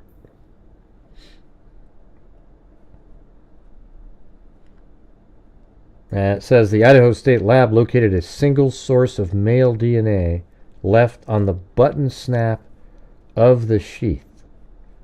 As part of the investigation, numerous interviews were conducted by Moscow Police Department officers, Idaho State Police detectives, and FBI agents. I don't know if you probably missed it earlier, Cindy, if you weren't here. We got a whole bunch of new information and a part of it that we missed. As part of the investigation, numerous interviews were conducted by Moscow Police Department officer, Idaho State Police detectives, and FBI agents. 2 of the interviews include Bethany Funk, hereafter Bethany Funk, and Dylan Mortensen, hereafter Dylan Mortensen. Both Bethany Funk and Dylan Mortensen were inside the King Road residence at the time of the homicides and were roommates to the victims. Bethany Funk's bedroom was located on the east side of the first floor. Yep, we've shown that. Hey, look at that, M10. Kathy Darden, Larry, Vibes, Quilliam III. And limited edition. I'm sure some of those are trolls, but thank you, M10. Based on numerous interviews conducted by MPD officers, ISP detectives, and FBI agents, as well as my review of evidence, I have learned the following. So here's the narrative of that night. On the evening of November 12, 2022, Chapin and Kernodle are seen by Bethany Funk at the Sigma Chi house at the University of Idaho campus at 735 Nez Perce Drive from approximately 9 p.m. Bethany Funk also stated that Chapin did not live in the King Road residence, but was a guest of Kernodle. Gonzalez and Mogan were at a local bar, the Corner Club, Main Street in Moscow. Gonzalez and Mogan can be seen on video footage provided by the Corner Club between 10 p.m. on November 12th and 1:30 a.m. on November 13th. At approximately 1:30 a.m., Gonzalez and Mogan can be seen on video at a local food vendor called Grub Truck at 318 South Main Street in downtown Moscow. The Grub Truck live streams video from their food truck on the streaming platform Twitch, which is available for public viewing on their website. This video was captured by law enforcement. A private party reported that he provided a ride to Gonzalez and Mogan at approximately 1:56, so that puts them home, right around 2 o'clock, from downtown Moscow. Dylan Mortensen and Bethany Funk both made statements during interviews that indicated, now listen, here's where it's kind of, we just got new information here. This is why it was confusing to me. So Dylan Mortensen and Bethany Funk both made statements during interviews that indicated that the occupants of the King Road residence were home by 2 a.m. That means all of them, Xana, etc. But we just heard tonight that at 2 a.m., Xana and Ethan were not home yet. And Dylan, Bethany, Madison, and Kaylee were all up in Kaylee's room at around 2 a.m. and maybe thought about going to get some more food somewhere at like Grub Truck. Okay, then, and thank you up there to M10 again. So let's see. And then they decided not to go, but that's when Dylan messaged that one Uber driver because they wanted to ride to Grub Truck to get some food and then get a ride back, but then they decided not to go. But at this time, Xana was not home yet. Do you see how? So this is off a little bit. Xana was not home, and Ethan were not home. Dylan Mortensen stated she originally went to sleep in her bedroom on the southeast side of the second floor. Dylan Mortensen stated she was awoken at approximately 4 a.m. by what she stated sounded like Gonzalez playing with her dog in one of the upstairs bedrooms. So she just says at approximately 4. She doesn't know what time it is. And because Koberger wasn't even in the killer, if you don't even want to believe Koberger was the one driving the white vehicle, which is a white Honda Elantra, what's sketchy? Why do you say stuff like that, Cindy? It just doesn't make any sense when you do. That's sketchy. Boy, that's just really sketchy and dodgy. Now, these guys just take notes here. So when they said everybody was home, okay, Xana wasn't home. It just doesn't mean anything. It's not sketchy. It's just I want the. I don't know why it does. The story doesn't change. This is all stuff they've had for a long time. The grand jury information had that Dylan, this other stuff. It wasn't in this. No, it will not hurt at trial at all. Okay, it's not going to. Man, you're so paranoid about stuff like that. It's wild. Dylan Mortensen stated she originally went to sleep in her bedroom on the southeast side of the second floor. Dylan Mortensen stated she awoken at approximately 4 a.m. by what she stated sounded like Gonzalez playing with her dog in one of the upstairs bedrooms, which were located on the first floor. A short time later, Dylan Mortensen said she heard who she thought was Gonzalez say something to the effect of, "Hey, there's someone here." A review of records obtained from forensic download of Kernodle's phone showed this could have also been Kernodle, as her cellular phone indicated she was likely awake and using TikTok app at approximately 4:12 a.m. Man, that's crazy. And so in the documents, we just learned that they think the murders could have happened in 2 to 4 minutes, depending on how fast the person was. I put out in my video today, it has a 3-minute version, and if you had another minute to that, it would be like, wow, that's a long time. Because 4 minutes would have seemed somewhat long.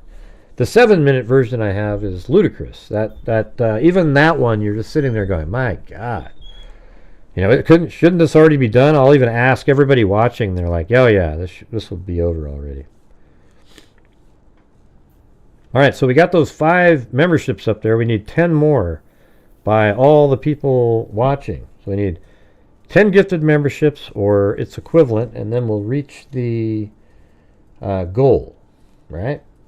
Let's see if we can do it. I'm sure you guys can do it as a group.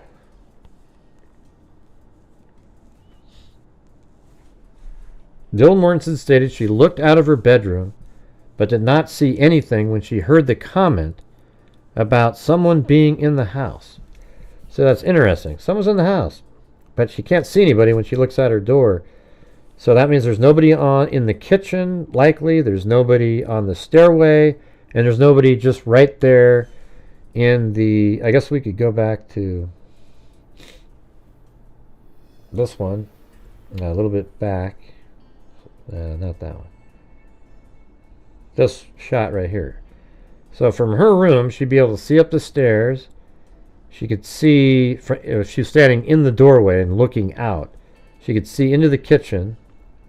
And then she could see, like, sort of like over here and this area right there. That's it. So she didn't see anybody. So where would that person... So that could be Xana, and it could be somebody upstairs.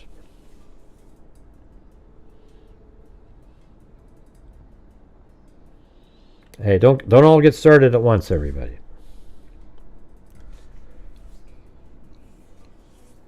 Dylan Mortensen stated she looked out of her bedroom but did not see anything when she heard the comment about someone being in the house. Dylan Mortensen stated she opened the door a second time when she heard what she thought was crying coming from Kernodle's room.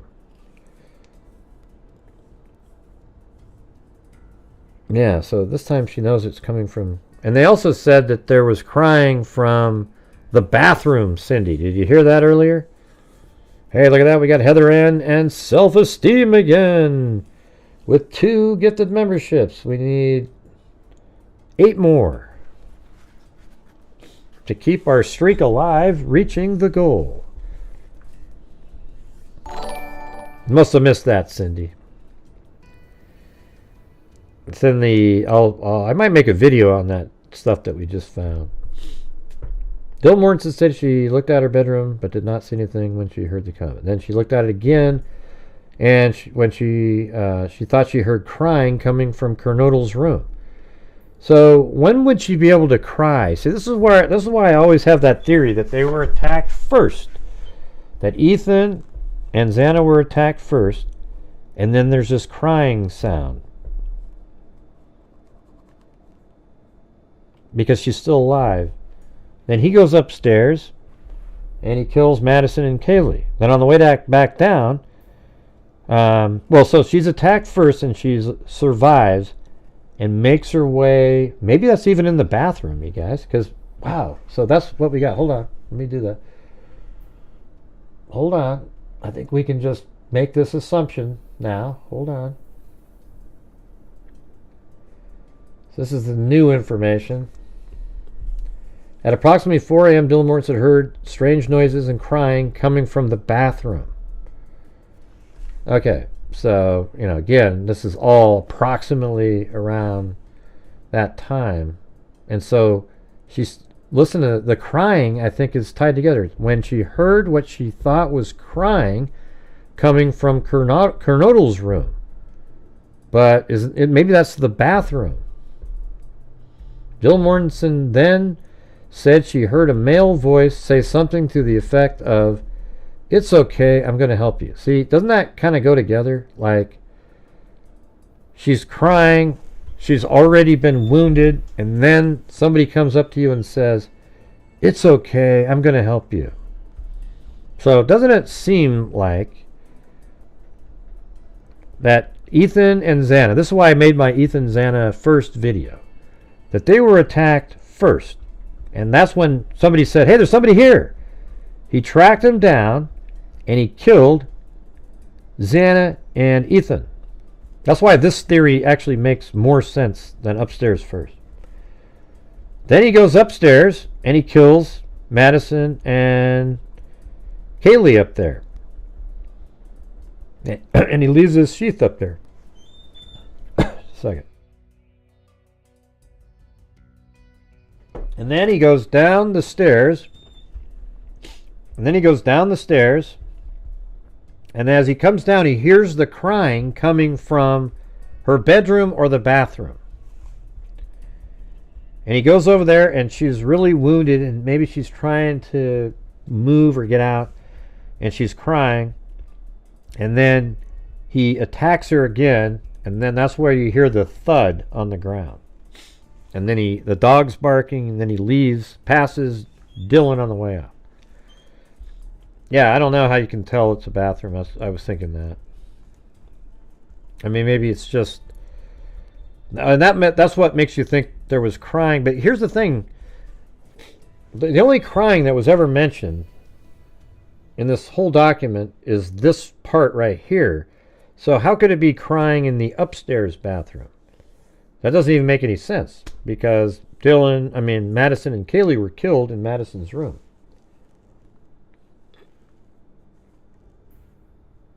You know what I'm saying?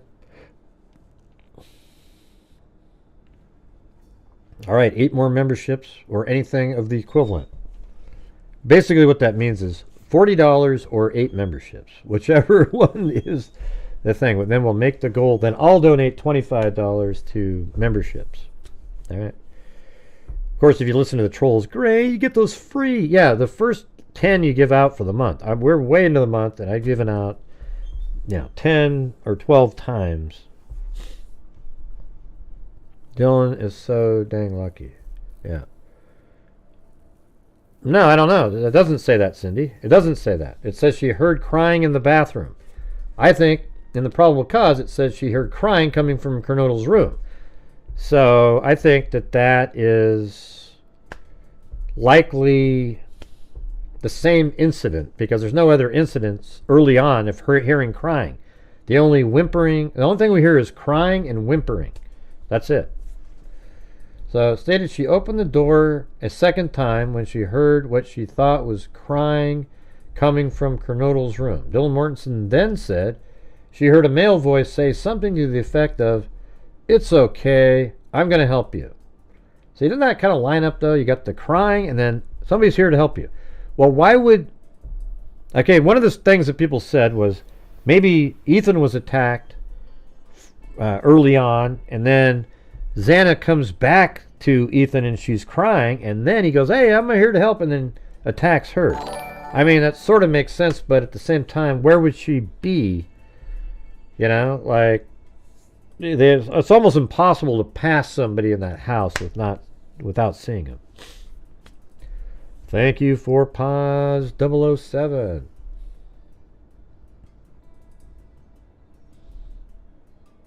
Huh? Yeah, there's a bathroom. Here, let me just show it again. See, there's a bathroom right there. This door right here is a bathroom right outside of Kaylee or Madison's room. It actually shares the same wall. I guess what sort of an interesting element is that if you go back down into Dylan's room, here's Dylan's room. Right above her head is Madison's room and the bathroom. So she could definitely hear if there was crying coming up. You could probably listen up and know that it was from the bathroom because it would be coming from a different portion of the above you. Right? I don't know how she could say that there was crying coming from the bathroom. Maybe when she stuck her head out, she didn't just stick it out. That she walked a little bit around and could hear that and thought it was coming from the bathroom.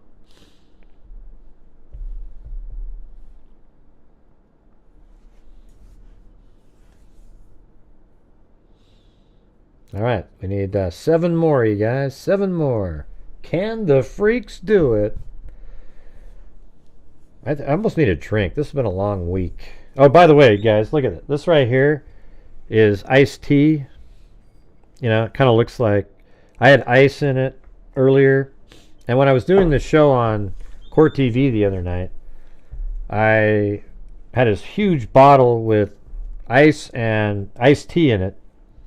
And their producer, during a break, I drank out of it, and the producer said, "Hey, that isn't like whiskey or anything, is it?" And I go, "No. Who the hell would drink on a show? You got to be able to talk." And I go, "Well, it's just." Then he was like, "Yeah, well, we had this other guy on another show, and it was a disaster. He was drinking and stuff." And I was like, "What?" No, I was on there yesterday on Court TV. Or was it yesterday or the day before? I can't remember.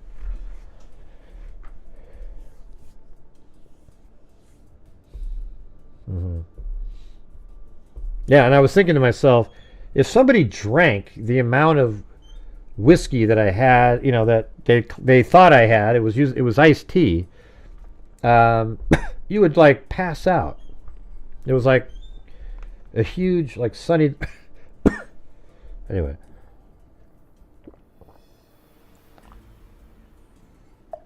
Oh. That's what I should have done, was pretended it was alcohol.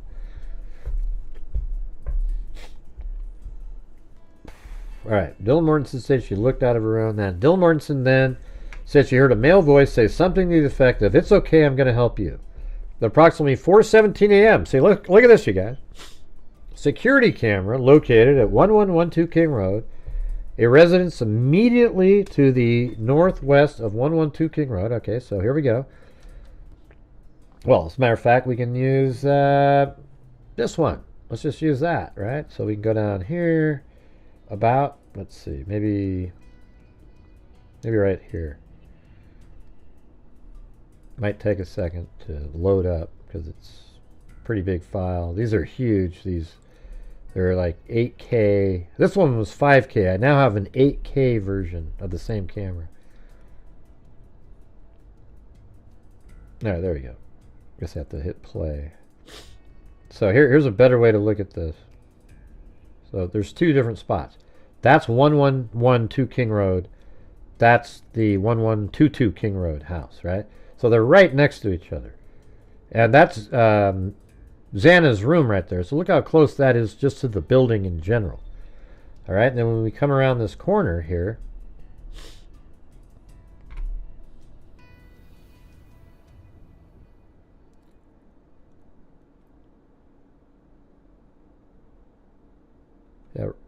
yeah, Jesus, what happened?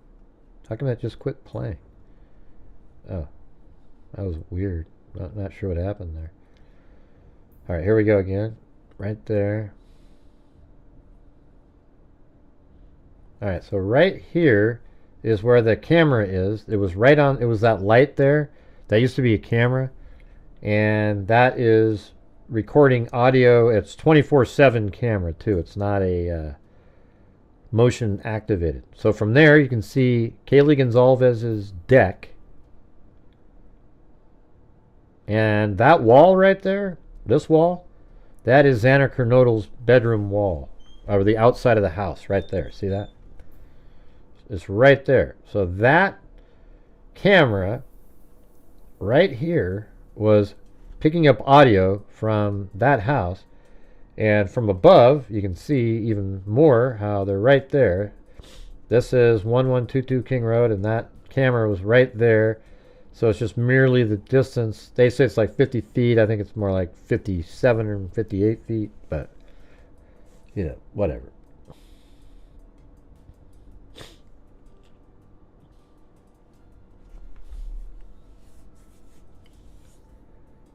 Okay, so that's at 417. A resident immediately to the northwest of 1122 King Road picked up a camera, distorted audio of what sounded like voices or a whimper, followed by a loud thud. You know what the voice probably was? "It's okay, I'm here to help you." And then, boom, a thud. A dog can also be heard barking numerous times, starting at 4:17 a.m.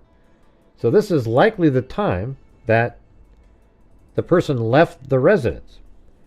The security camera is less than 50 feet from the west wall of Kernodle's bedroom. Dylan Mortensen stated that she opened her door for the third time, although, you know, wouldn't it be interesting if at 417 was the killing of, you know, right around the time Xana was killed, and then he goes to the bathroom for a minute or two.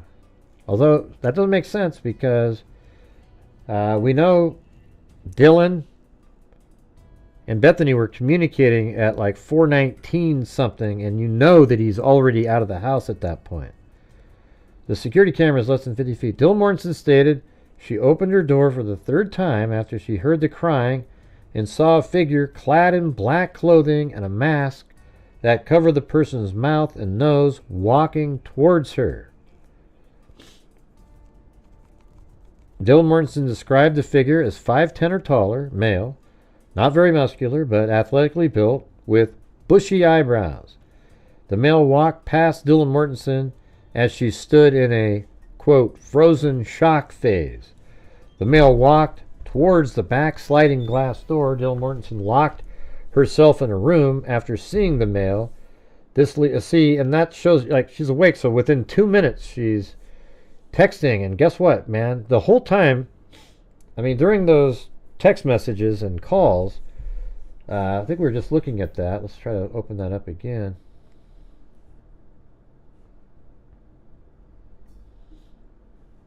Put that over here. Where is that? There. That wasn't that one. This one.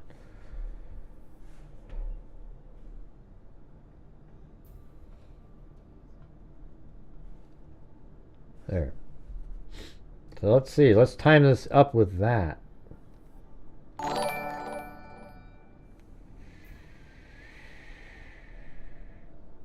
Yeah, look at this. So this is interesting. Hey, there's Jessica Schubach. What did we need a minute ago? I think we're at, okay, that's 1, 2, 3, 4, and then there's, so we had 9, we need 6 more, right? Is that right? 6 more. 6 more gifted memberships, you guys. Get some more freaks in here. You know what sucks is my license plate says Freak. My wife says Freak 1 because that was my car. So I thought that was cool. Like, hey, Freak 1. Then I said, well, hell, mine needs to be before that. So I put Freak O or 0, right? But it looks like Freak O. It just sucks. I think I'm going to have to change it again. All right. So watch this. So 4:17 is when that sound was happening. If we go back over to here, this document right there, let's see. At 4:17 a.m., a security camera located at 1112 King Road, a residence immediately to the northwest. And then right here it says, Dylan Mortensen stated she opened her door for the 3rd time. So that time was when we hear the dog barking. Now, it isn't 4:17, right? It's like 4:17 and some odd seconds.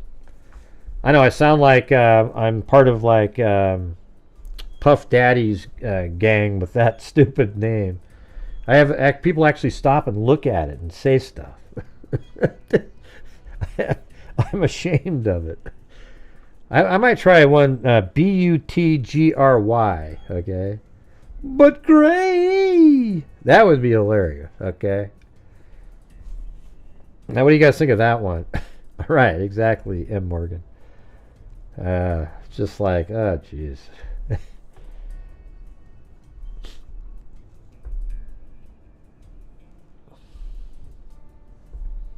You guys can do it, man. 5 more. Or 6 more, I mean. That's true. We need to be praying for justice in jury selection. Yeah, if there's even one dipshit pro-burger on that jury, it's a problem. Those are called stealth jurors, hiding, pretending they think differently. But you would think that if they went to trial once presented with the evidence, even they would change their mind.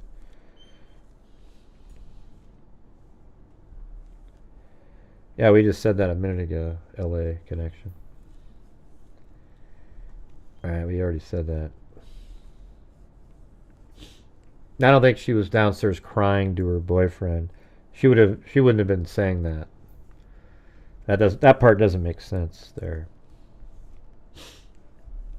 Welcome, Emily Marie. Dylan Mortensen stated she opened her door.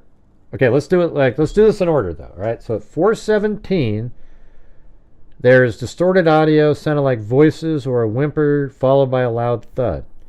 A dog can also be heard barking. So this might be a point where Murphy started barking as the killer is leaving.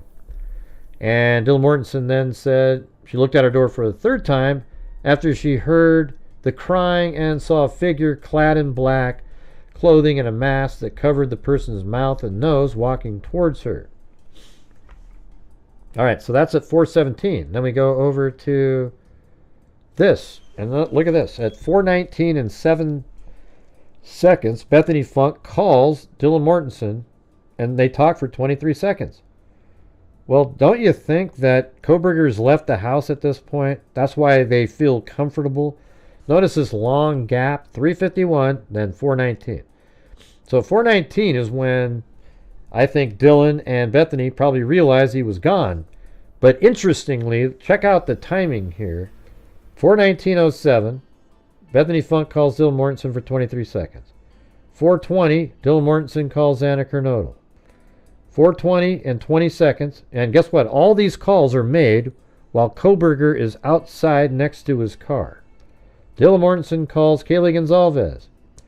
4:20 and 28 seconds, Dylan Mortensen calls Bethany Funk. He's still sitting at his car. And then only 20 seconds after that, Kohberger's vehicle is driving right here. It's driving by right there, 20 seconds after that, leaving, and then turns and goes out. Isn't that crazy? That they're literally on the phone and texting all that time?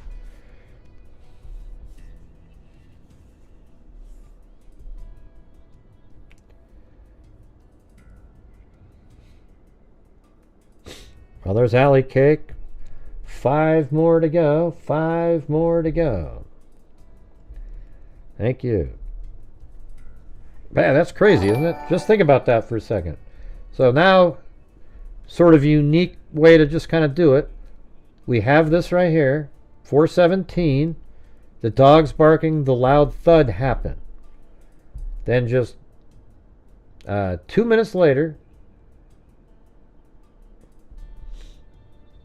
And by the way, that could be 4:17 and 57 seconds. We don't know. I hate how they do that. I wish they were always precise. You know, the seconds matter in cases like this. So we've got 4:19:07, 4:20, 4:20:20, 4:20:28, and then 4:21, Bethany Funk calls Xana. So interestingly, at about that time, if the vehicle's driving by here at 4:48, let's see what time it has right here. We have it at 4:21 and 5 seconds. I mean, it's crazy. So, you know, he leaves here and he's going really fast, and it's spotted behind 119 King Road at 4:21 and 5 seconds, which is 5 seconds after this phone call that Bethany Funk calls Xana. So he's still like right there in the area, but now he's heading out.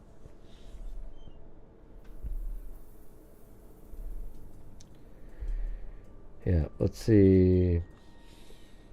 I agree. Did I miss it? Had it been determined that it was Murphy barking or any other dog? I think they think it was Murphy. They even did some testing where they believe that the dog was outside somehow. So I think he was probably outside on Kaylee's deck. That's what I think. I think it'd be, you know, sort of a nice thing to do. Leave the deck open. The dog could go out if it had to go to the bathroom out on the deck or something. It's kind of winter months. Yeah.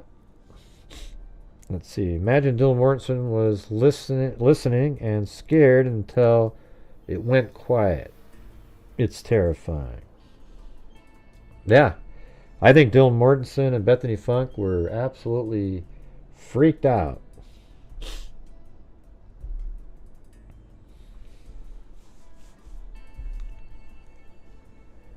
If Brian Kohberger left the sliding door open, maybe Murphy got out. Yeah, so I mean, that's, you know, that's what I was saying before, is that he went out, the dog went out, maybe followed Kohberger or something, came outside and was barking. Definitely possible, but, you know, kind of makes more sense that the dog was kind of shut into the room upstairs and went outside. That would explain, you know, people are so concerned that the dog doesn't run around with bloody paw prints, as if a dog wouldn't ever not do, you know, run through the blood or something. I think, well, it doesn't sound like anybody went upstairs to, and I bet it's going to turn out that Kaylee's room was shut when the officer first arrived. That's what I'm going to guess. there's so many things that don't turn out to be what the rumors are.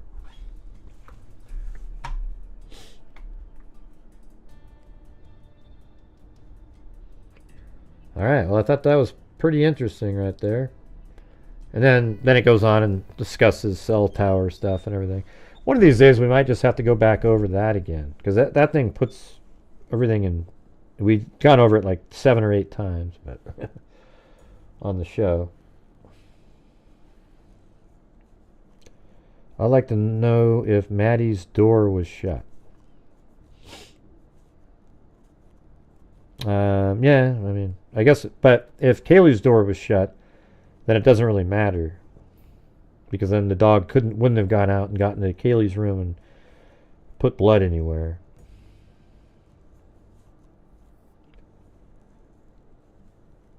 Yeah, I don't think it was just loose running around. But I know where you're going with that, M. Morgan.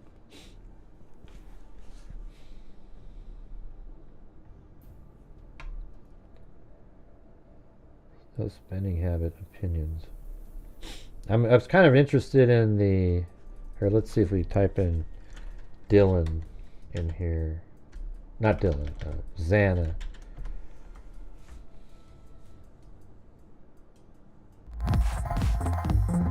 Against Kaylee. Yeah, so here's that part. Let's read that.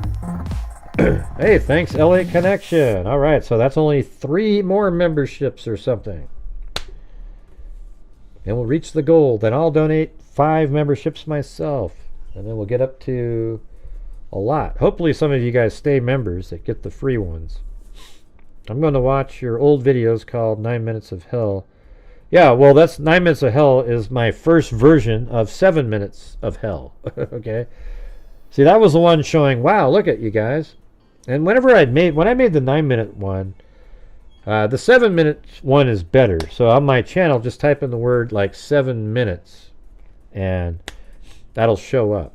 I think I would watch that one. It's somewhat more recent. The information, the movements and stuff aren't the same as they are currently. Some of the new information that came out changes the way the car was moving around, etc. Interestingly, though, I went from being right to wrong to right. I used to say that the car would leave on each of its passes on Valenta Drive. And it turns out that's exactly what it did. It just sat there, went back and forth behind 1119 King Road over and over and over again. And only once actually, did it ever turn, well, not just once. Well, only one time did it turn and did it ever do that? No. So only one time did it head east on Taylor Avenue and then go all the way around to Ridge Road. There's 2 other times, maybe 3, where it passes King Road, and we don't know where that car went. We don't know where it went.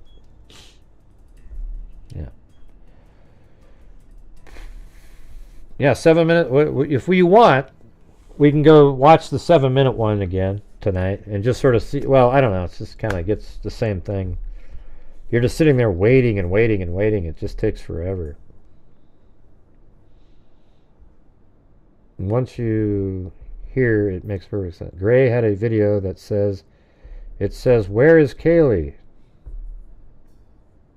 What video is that, Laney? I don't know that one. All right, let's read this part here. Defendant disclosed expert opinion. There is direct and indirect evidence that attempts were made by the suspect or suspects to clean up the crime scene. Why would they need to clean up anything if they're wearing gloves, etc.? Maybe they wanted to get as much blood off of their gloves and so forth before heading to their car to help mitigate. I don't know. And it's not his blood, it's somebody else's.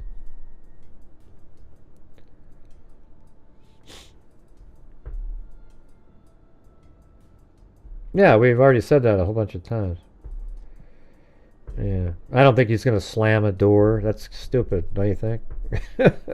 Him, Morgan, to start slamming doors in like crime. You're trying to be as quiet as possible. It said a loud thud, not like a door shutting. I don't know. Anything's possible, I guess. Yeah, I guess. I mean, I can't say that's not possible. It's just, I think they would have said something like, you could hear a door slamming, not a loud thud. Thud sort of has a... Who are you talking to, Cindy? Anyways, right here it says, there were multiple weapons used against... let's go back up here. There is direct and indirect evidence. This is from the defense team. That attempts were made by the suspect to clean up the crime scene after the homicides, which would have taken far longer than the time interval alleged by the state. So the state says that the crime could have been committed in 2 to 4 minutes. They did a timing test. There were multiple weapons used against Kaylee Gonzalez and Xana, and Ethan appeared to have been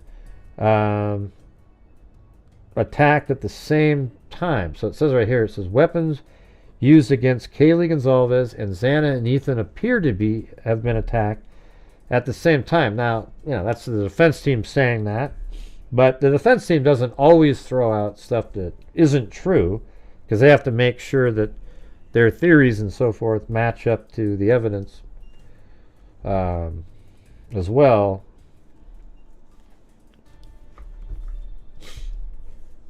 Let's see.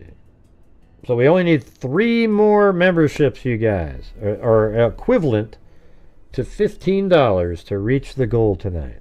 And then I'll donate $25 worth of channel memberships back out to the new freaks. So who's going to do it? There was multiple weapons used against Kaylee Gonzalez and Xana. And by the way, I heard from somebody on that would know stuff like this on our side of the fence, that there are wounds that they haven't been able to explain from the K-bar knife, that it came from something else. That doesn't mean there's another person at all, right? It just means that the killer had maybe another backup weapon. Maybe he had 2 weapons in their hand. And Ethan appeared to have been attacked. So they're saying that, their opinion was that Xana and Ethan appeared to have been attacked at the same time. Though his other expert or defendant has also submitted evidence that he suffers from developmental coordination disorder, which has results. So they're saying, look, it looks like there is 2 different weapons. So it couldn't have been as fast as you said. We also, he's got developmental coordination disorder, so he couldn't have done it. I mean, what a joke. This guy runs. All the prosecution has to do is talk to his friends who he ran with. He was doing 6-7 minute miles, Just bring up some of his running friends. Thanks, Walker. 2 more to go, everybody. 2 more to go. You guys want to see how you know that it wasn't legit? The viewers, look at this weird graph right here. Look at that. Ding, ding, ding, ding. This is natural. See, if you remove this, see that gradual rising right there? See that? See that? This whole thing here, I have no idea what that is. But I always show it to YouTube nightly, and they go, it looks good to us. There's nothing wrong with that. All right, Jimmy Sotak. 1 more of those, and we've got it. Why have my Phillies lost 5 in a row? Well, why have my Phillies lost 5 in a row? Because baseball is kind of random, right? So I'm going to predict that you're going to win 7 of the next 10, Jimmy. All right, let's go for it. Yes! 7 of the next 10. Very cool, very cool.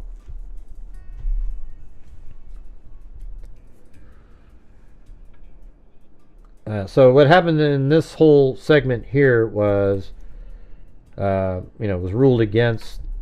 They have the same information you have, etc. The tests were just, he did a test. He went inside the house, and then the defense is like, well, we couldn't do the test. Well, they also didn't run the test when the building was still there, and agreed. And by the way, isn't that weird? Is all the defense people are always like, they should have torn that down. Well, she totally agreed with taking it down. No, I don't even really watch baseball that much, but I'm just telling Jimmy that they're going to win 7 of the next 10. All right.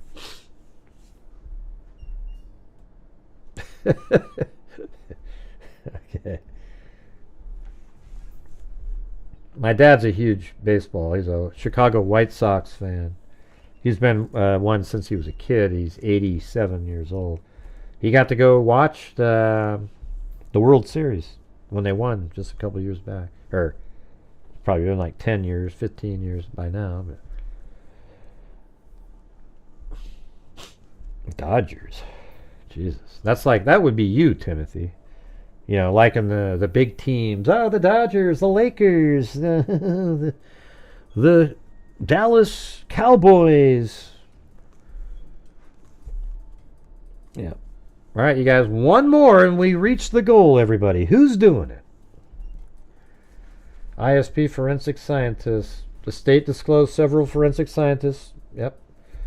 We saw that. I think there's one further up here that was interesting. Yeah, let's go through. I'm going to go through the names here. So, Xana. There were multiple weapons. And then up here, yeah, Special Agent Nicholas Balance. So, look at this part.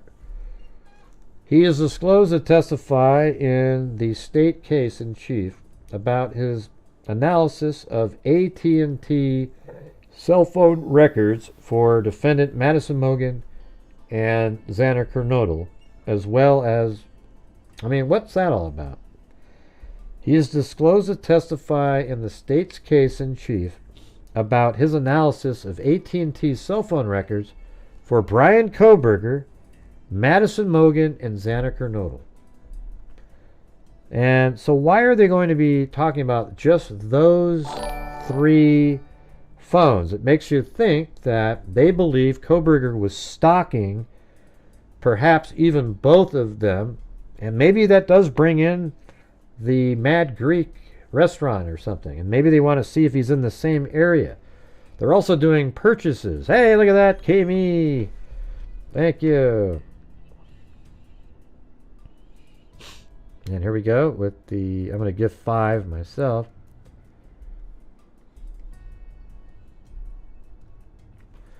And here we go.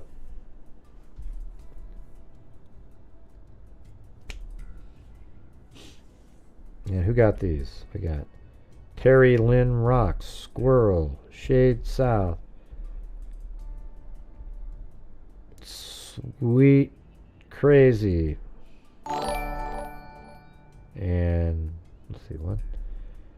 I think Cindy isn't available for memberships. You might want to go check that out. 1, 2, 3, 4. Oh, an indie girl. There we go.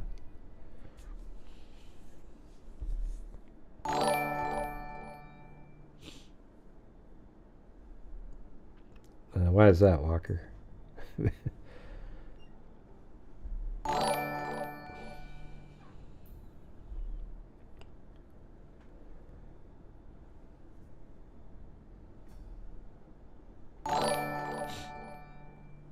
Yeah. All right. Well, there you go. So they wanted this Special Agent Nicholas Balance has AT&T cell records for defendant Brian Kohberger, Madison Mogen, and Kaylee Gonzalez, as well as his own drive testing measurements. So I'm wondering if he is trying to see if Kohberger was following the girls at some point. When they're driving around trying to get from place to place, was he in the same place Did it appear that he was stalking them? And then there's also they're going to get the purchases from all of them. And I'm wondering, why are they doing that? Why do they care what Kaylee or Madison or Xana or any of them purchased? I mean, I think it's interesting that it specifically mentions those two there. Now, then it makes you wonder, okay, so was the house the target now? Now we're back to that again. Not that it was just Madison, but it sounds like he was really keyed in on Madison on social media. So maybe Xana was just happened to be working with Madison. I don't know. It's pretty interesting, though.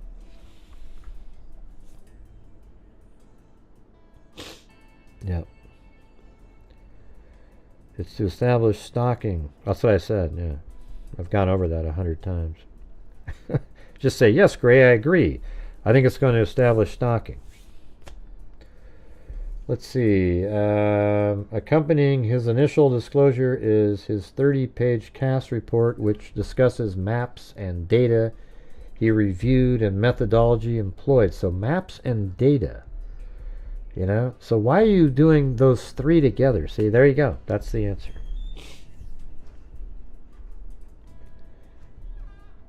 Right. That's right. They always do that. Exactly. And the fact that it's in this document makes it seem like they're going to try to create a connection between the movements of Brian Kohberger and the movements of Madison Mogen and Xana Kernodle in sort of recent months leading up to the homicides.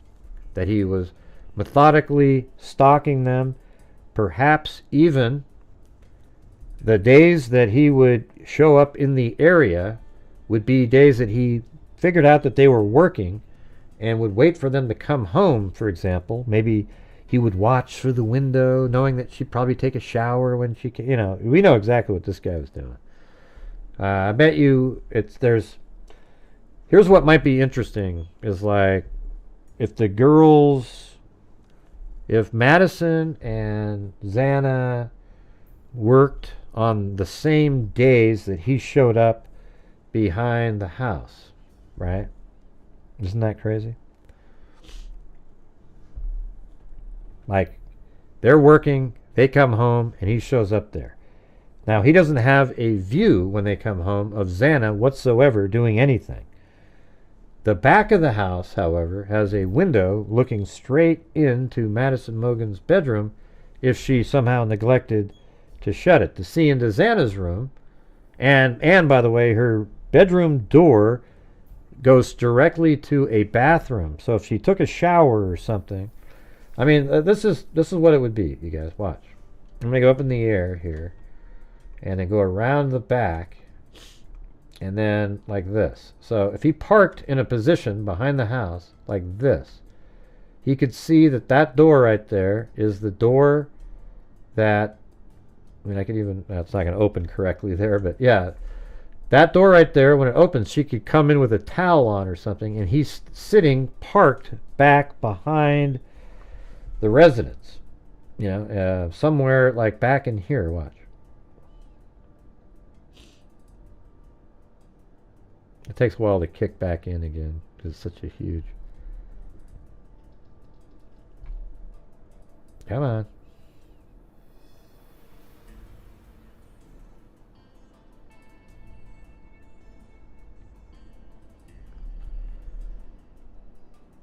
Okay, just got to do that. See, look. See, there's a room there, but if you were further back, like right there parked, you could look right through. Turn off your light on the car, you'd be parked there, look through her room right as the door, you know, he could watch every single night on those nights. So he probably knew that when she would get off of her work shifts that he could see something like that. What do you think of that? I mean, I think that's a pretty decent theory, and they're trying to see if anything lines up with Kohberger's movements with his cell phone and the movements of Madison Mogen and Xanner Kernodle.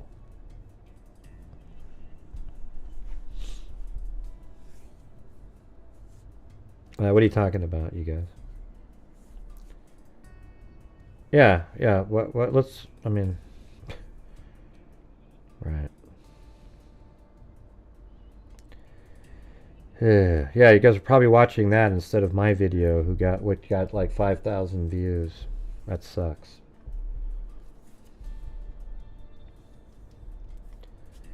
Let's see. He was the type of obsessed.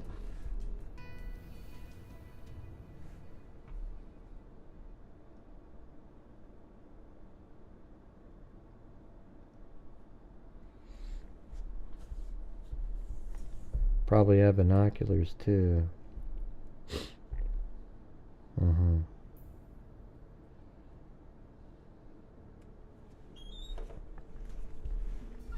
is it? Oh, 2 hours and 21 minutes. All right. Well, what else do you guys want to talk about?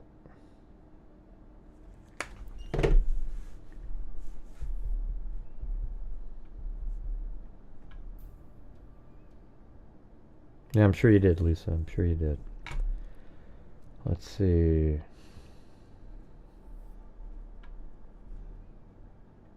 Home from work is how he found out where they live. Maybe. Yeah, I mean, that might. I mean, some people think that that's where he originally saw them. It could be. Very possibly.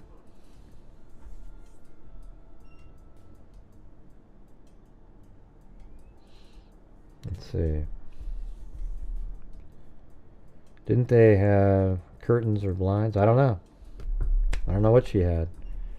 I mean, I think there are pictures where there's stuff sitting there. I don't know if she kept it shut all the time. Who knows? I think the trial's going to happen in August. It feels like it's the pieces and the rulings and everything are coming forward.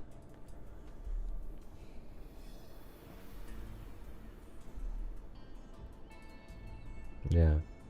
So was Brian Koberger investigated for a home invasion like before the murders?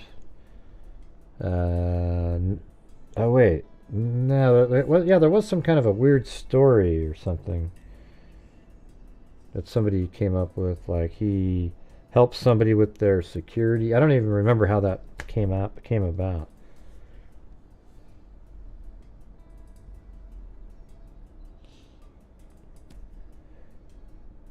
He was, but didn't match the description.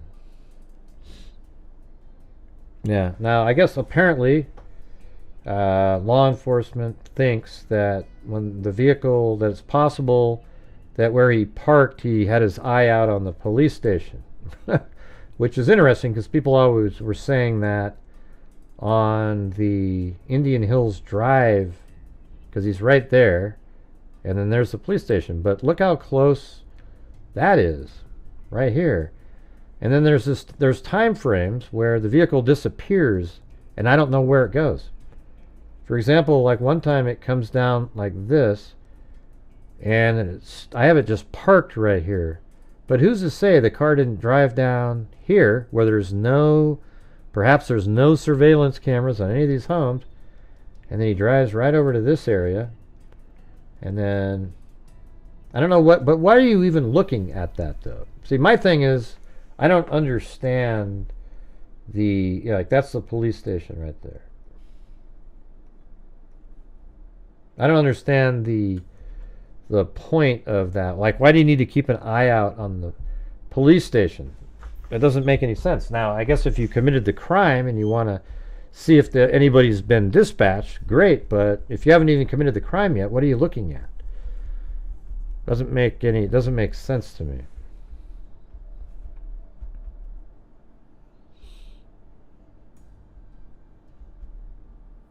No, I don't think so.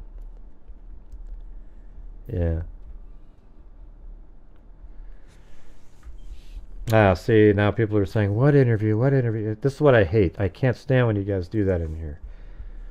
You know? It's just unbelievable. It's so rude. Wonder if he was stopped to snort Adderall. No. Maybe watching to see if they all call. Well, but why would they be called? He hasn't committed the crime yet. I just said that. Yeah, it doesn't make any sense before the crime, right? So why would you be driving around, stopping, looking at the police station? Yeah.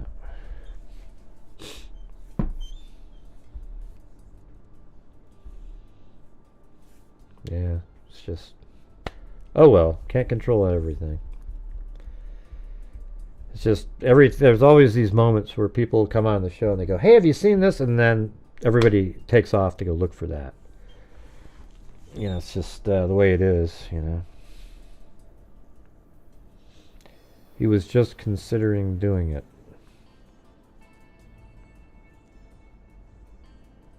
Oh, I missed. Let's see. You're good at what you do, great. No one does it computer work you do. Well, that's true, but it doesn't seem to make that much of a difference out there. People like to just hear garbage, you know, just over and over, the same. I mean, I'm trying to put stuff together. Yes, we repeat stuff on here because you're just trying to keep putting the pieces of the puzzle together. But like the Pro Burger people are crazy. I mean, literally nutty, wacky people. I'd like to know what the numbers are for people who were once Pro Burgers who now are like, okay, it's too much now. Or is it sort of like a cool cult to be in? You know, you'll always find a way out. Stuff like that.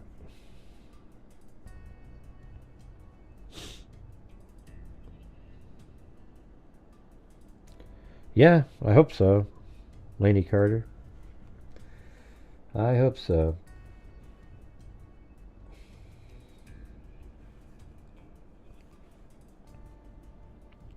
I try to make a difference in the true crime community by putting out factual videos, using, you know, graphics, etc., to really help people understand stuff, you know, elements of cases, all the cases we do.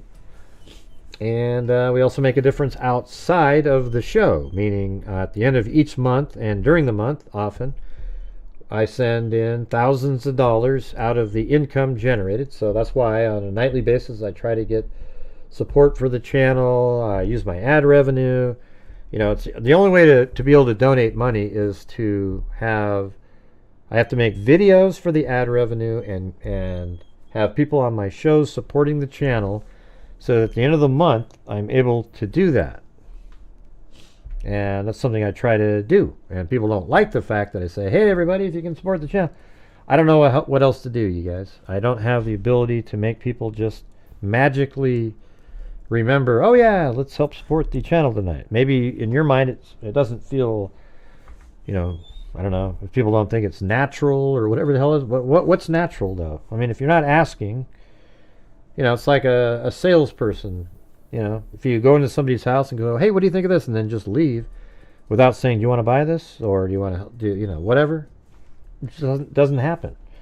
That's just the way it is. I mean, some people just do it anyways, but I'm saying, I don't know. It's just it's a shitty place to be in. I don't like having to ask. I don't like it. And that's where everybody always trashes me. Oh, Grifter Gray. I mean, come on, you guys. I mean, it's so stupid. A grifter is when somebody does something fake and gets something. That's not what we're doing here, okay? Yeah, I'm going to go ahead and remove that. Not really, not really. There's nothing new on there. I've missed too much about the new docs. And we have fun and learn. I mean, I don't understand why people call me that. It's just stupid. My channel has given... Hold on a second, you guys. I'm not even sure we've added anything. Did I forget to add the numbers? I did the other... I don't think I put the 500 from 2 days ago. So I have to put that in there. Look, I would be the worst grifter on the planet if I give away $239,011. How stupid is that? All right. See, these are the people that say that are selfish, greedy, dipshits in their own life who don't help anybody at all. And I do whatever I can to try to make a difference out there. All right? Yeah, okay. And so if you don't like it, you know, go screw yourselves. Gosh, Gray, you see what I'm saying? Yeah. All right, so we're at 10,500.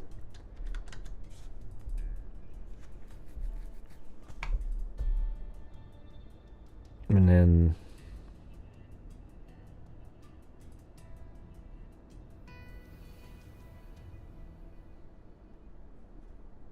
and then 239,511. All right. So at the end of this month, we'll definitely be able to get past that.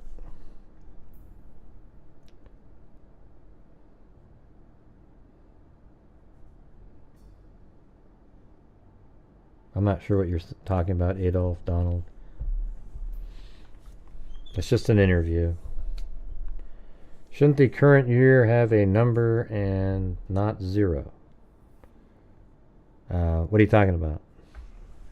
Yeah, that whole thing shouldn't even be there. That's the current year right here, 2025. That was one I used to do, like, have it different on there. I could just remove that. That doesn't have anything to do with anything. And see, look at this Chrissa Easton person, a person that hadn't commented all night. I bet if you look them up, they're a troll, okay? Look them up right there. See that person, Chrissa Easton? Somebody that hasn't even made one comment about anything relevant, but had all kinds of, well, shouldn't that current year say something other than... I mean, isn't that weird? So one of the mods, check out that account, right? I don't care if you just got out of the shower. Nobody give a damn that you just got out of the shower. What a weird thing to tell people. Yeah.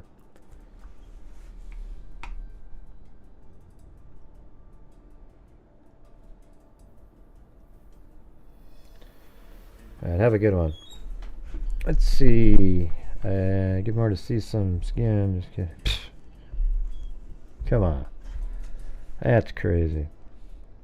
All right, what else, you guys? What are some things you've been thinking about on here? Hopefully you guys see what a difference my channel's made. And there's a whole communities of people that spend all their days attacking me and the stuff that I do, and it's just, I mean, what a bunch of losers. The 239,000 would never have been given to anything without this channel. You know, maybe people on their own, there might have been 10, 15, 20,000 or something over the years, but I made a huge number happen by having this channel, and that's how I'm able to do it. I don't care if they've been here before. I'm just not interested. I've never seen them before, Paulette. I don't really give a damn. Cameras close to WSU. What about it? What does that even mean? I don't know what you're saying, Jimmy. Just a sentence. Cameras close to WSU. Okay, what about it?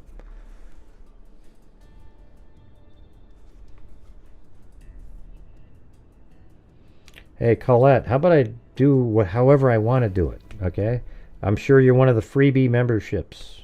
You didn't buy one yourself, I can tell you that.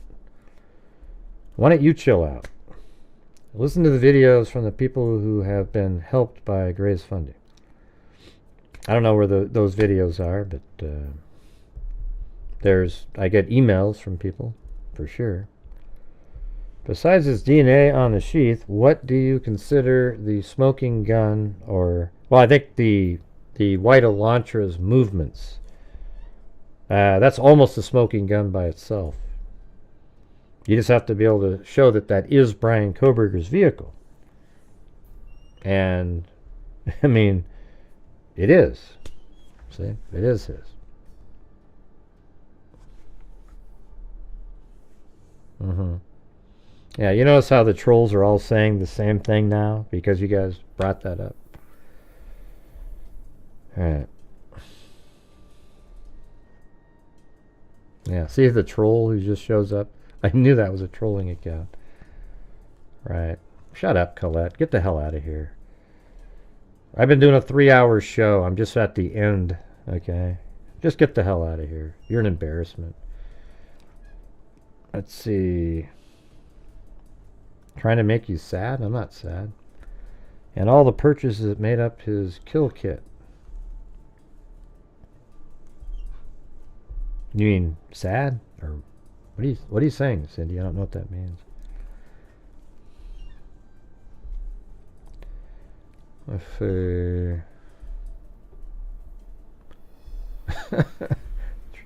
the trolls just show up at the end. I'm not. Don't let it bother you guys. You know, don't let it bother you. It's just there's just so many shitty people on the planet. Has anyone commented these sound like much like McDonald? No, I asked Peter. You never heard that before. That makes me might think that you're a troll too. Okay, I just brought it up last night. Everybody says it all the time.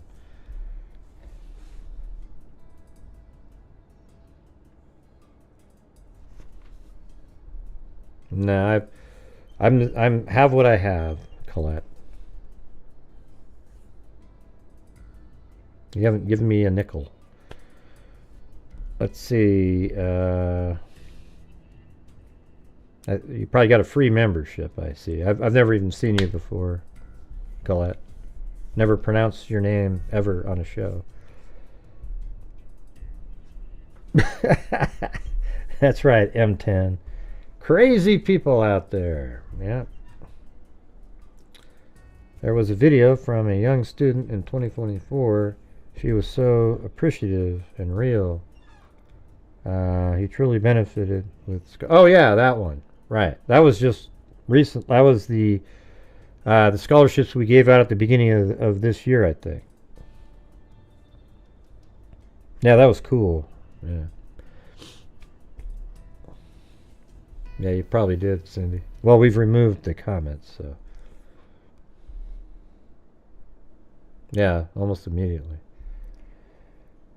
That's right. Can I kick it? Sure. Sure. We have a complete community of trolls who show up on my show, and you know, when I don't have much to talk about, I'm sitting there reading them. I've already gone through all the stuff that I thought was interesting tonight, and now the trolls pop in and and this is what they're doing. They're in a group of people, and they're each typing to each other, "Hey, let's go in and say this," and they all run over with their other accounts and they type it in, and then they get blocked and they use one of their other accounts, and it's just never-ending nightly barrage.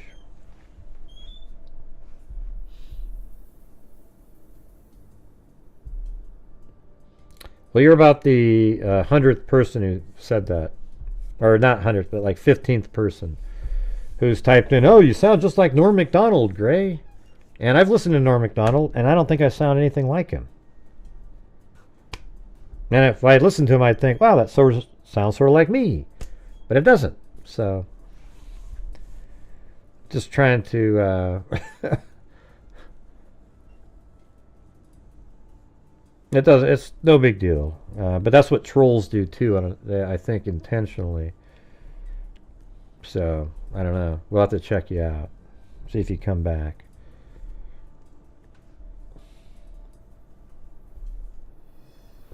I don't see Michelle H right up above there. Oh, Michelle H. I was looking at different.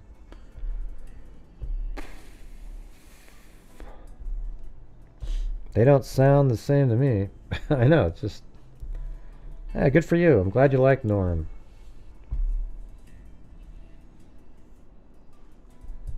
If I played Norm, I don't think people would go, "Wow, you sound just like him." Okay, alright. Sure, ASP, sure.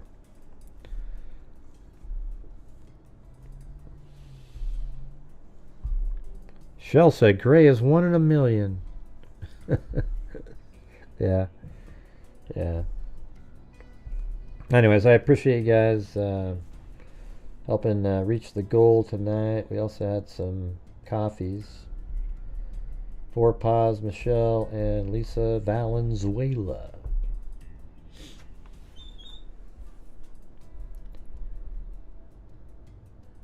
Yeah, they come in and say the same stuff. They actually plot it out and plan it like a bunch of losers.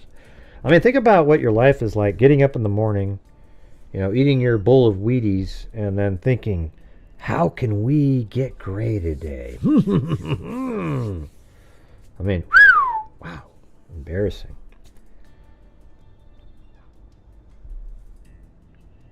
I was going to ask, what's their end game? I don't know what their, I mean, I think they just want me to be gone off of, they're trying to make it so nobody, you know, wants to be here. Okay. And they're going out there and trying to make videos and videos and videos. And you know, my channel keeps getting more and more subscribers. You know, maybe my channel would be much bigger if I didn't have trolls. And if I never asked, hey, if you guys can please help support the channel. You know, maybe if I never asked that, they wouldn't be doing all those trolling videos. And we also wouldn't have given $239,000 and to various true crime related charities, including a DNA fund and our scholarship fund.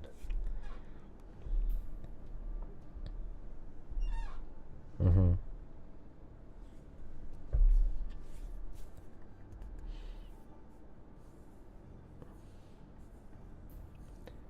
Well, they work. They suck.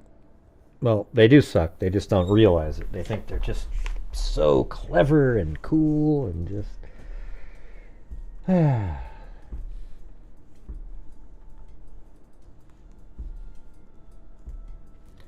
Thanks, SJ.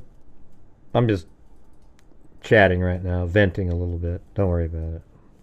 We don't want to hear it, Gray. We don't want to hear it. We just want to... Well, then you're not part of the freak family, right? I mean, can't we just talk about stuff sometimes? We've already gone 2.5 hours of true crime and going through the different elements again. The new stuff that came out. That's it.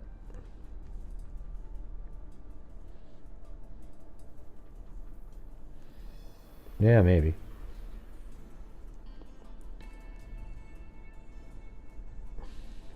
Yeah. If you stumble into one of those clown channels, you get out quick. Well, you know what's amazing? Go watch the clown and the UK guy and read the comments under their videos. It shows you that our society is filled with way more really stupid people than you ever imagined. I mean, really, really dumb people. You know, that sit there and go, wow, great video. And it's just absolute 100% garbage. Like, literally no chance of being true. I don't know. I don't know who the Chris Watts guy is. No, not that guy. I was happy to hear the death penalty is still possible. Yeah, they got rid of the, you know, the whole autism thing cannot be used as a sort of mitigating, you know, something that makes it so he can't get the death penalty. That his mental condition. Hello, Daphne. Yeah, it's amazing. It's scary. And what's scary, the thing that's scariest about it is that, you know, I mean, some of these people might live in the area and somehow get onto that jury. That it's just one of those idiotic pro-burger nut jobs makes it onto that jury by, it's called jury, what is it, nullification or whatever the hell it is. You're going to have one person who gets on that jury who doesn't matter what the facts tell them, they're going to try to get Kohberger off. And that'll be a hung jury. Hopefully, though, even one of those idiots, when presented with really strong evidence, would have to change their mind. But I don't think so, because every time new information comes out that's more damning for Kohberger, they have another answer. Well, I mean, Koberger bought the same... Hey, thanks, Lizzie Rob. Koberger bought the same USMC Eagle Globe K-bar knife off of Amazon. Well, lots of people buy those. Okay, all right. Right, but the same type of knife sheath from that weapon was found at the homicide scene. Well, like I said, lots of people buy those, so they left it there. Okay, but the knife sheath had Brian Koberger's DNA on it. So wouldn't that be his? Well, he must have touched the person's hand that used that one later. Well, there was a white Elantra driving around that's missing a front license plate, just like his, around that same time, and it parked outside the house while the homicides took place. Hey, there's 50,000 Elantras in the area. Great. I mean, what in the hell are you guys talking about?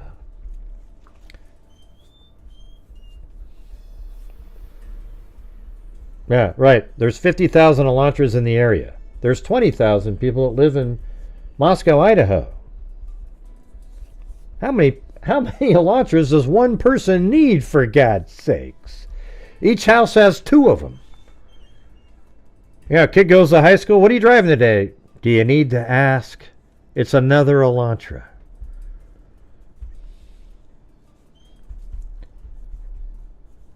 Look again. I'm a new subscriber as of yesterday. You do good work, but all you talk about... No, see, that makes you a liar, Colette. That makes you a liar, because I did 2.5 hours of show not talking about that at all. So I'm not interested in you.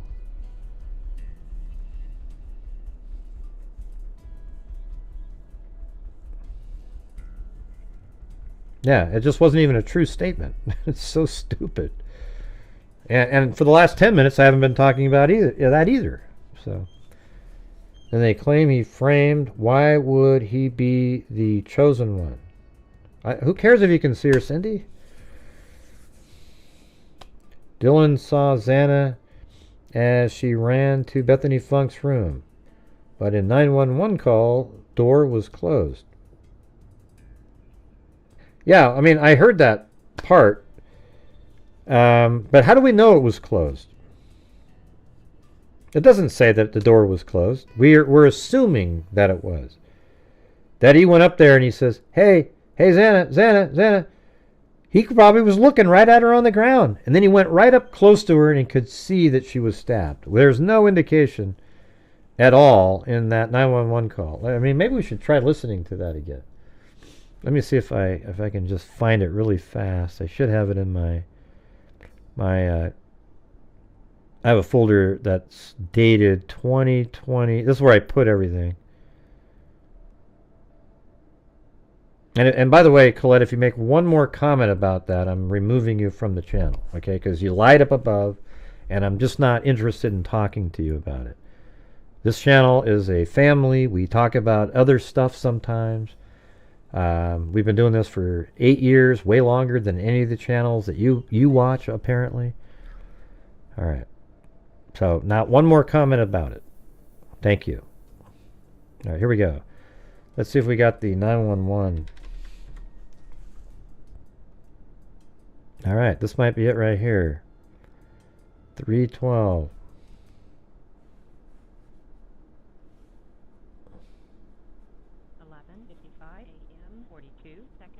November 13, 2022. 911 location of your emergency. Hi, something is happening. Something happened in our house. We don't know what. What is the address of the emergency? 1122. See that part? See that's the thing. Like, she's crying right now. See, I think they got the order wrong in the hearing, because exactly the same stuff you hear in this call they say happened in the grand jury testimony. What is the rest of the address? Oh, Kings Road. Okay. And is that a house or an apartment? It's a house. Can you repeat the address to make sure that I have it right? I'll talk to you guys. We live at the White, so we're next to them. I need someone to repeat the address for verification. The address, 1122 King Road. And what's the phone number that you're calling from? What? 3731. It's a house! And tell me exactly what's going on. One of the roommates has passed out, and she was drunk last night, and she's not waking up. Okay. Oh, and they saw some man in their house. See, what's weird is you can actually hear Dylan in the background on that part. Watch. Okay. A second. And tell me exactly what's going on. So, like, Dylan's listening to what this girl's saying. One of the roommates has passed out, and she was drunk last night, and she's not waking up. And then Dylan says, "No, we were," and says something in there. Okay. Oh, and they saw some man in their house last night. Yeah. Hi, this is. And are you? It's too bad. Like, even if Dylan could have kept talking, you might have been able to hear what she said over the voice, but I don't think that would have been allowed anyways, because they didn't allow her even saying 4 o'clock, because it wasn't an excited utterance about that event. It was just her being excited that the cops are there, etc. The patient? Okay, I need someone to keep the phone, stop passing it around. And that Can I Xana's just upset. tell you what happened, pretty much? Can I just tell What you? is going on currently? Is someone passed out right now? I don't really know, but pretty much at 4 a.m. Okay, I need to know what's going on right now if someone is passed out. Can you find that out? Yeah, I'll come. Come on, Bethany, you gotta go check. But we have to.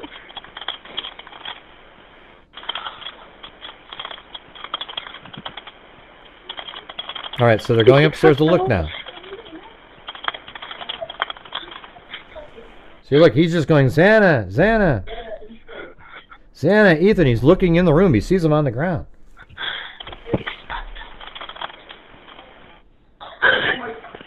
And then he walked up to him close, and then he goes, "Oh my God, oh my God." What's wrong? See, this part right here matches exactly what they attributed to doing before they called 911. That doesn't make any sense. She's not waking up. We already went over this, Jalen. Did you miss the whole part of the show tonight? How did she see Xana unless door was open?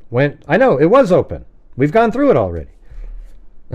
My God, you guys. In the document, however, today's document, it says something. Let me go find that. Is it in this one? Not today's document. Oh yeah, it was in this section. There's some part that's not accurate.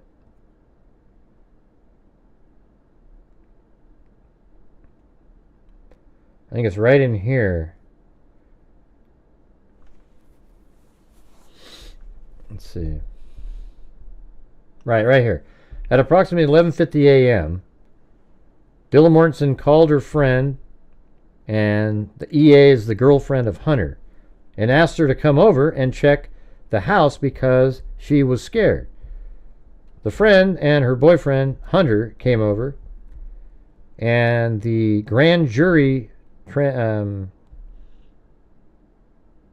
transcript said, and it says, they met Dylan Mortensen and Bethany Funk at the bottom floor of the house. That's exactly what we're hearing in this call. The grand jury, let's see, transcript. God, I can't remember that word for some reason. Together, Dylan Mortensen, Bethany Funk, and Hunter started to walk up the stairs to the second floor. When they reached the second floor, Hunter went to the kitchen to grab a kitchen knife.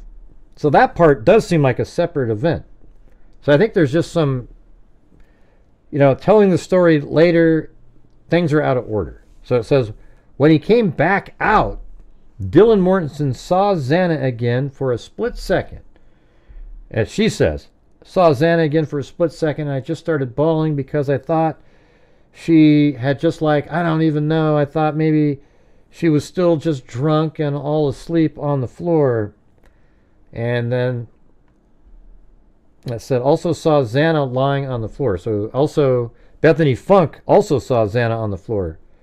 And then right here it said, See, listen to this part. Hunter told Dylan and Bethany to get out.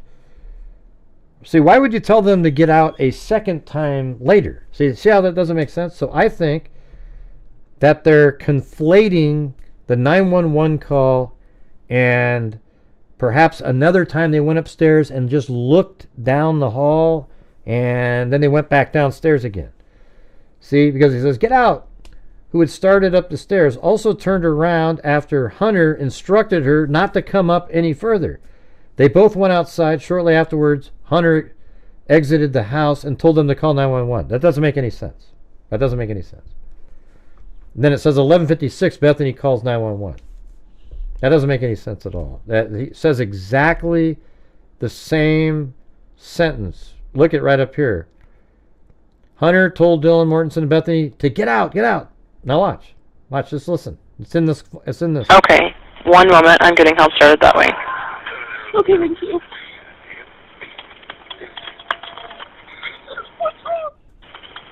See?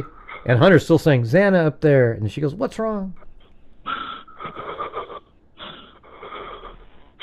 4 a.m. Okay, I need to... I'm just backing it up a little bit. I want to... Happened pretty much. What is going on currently? Is someone passed out right now? I don't really know, but pretty much at 4 a.m.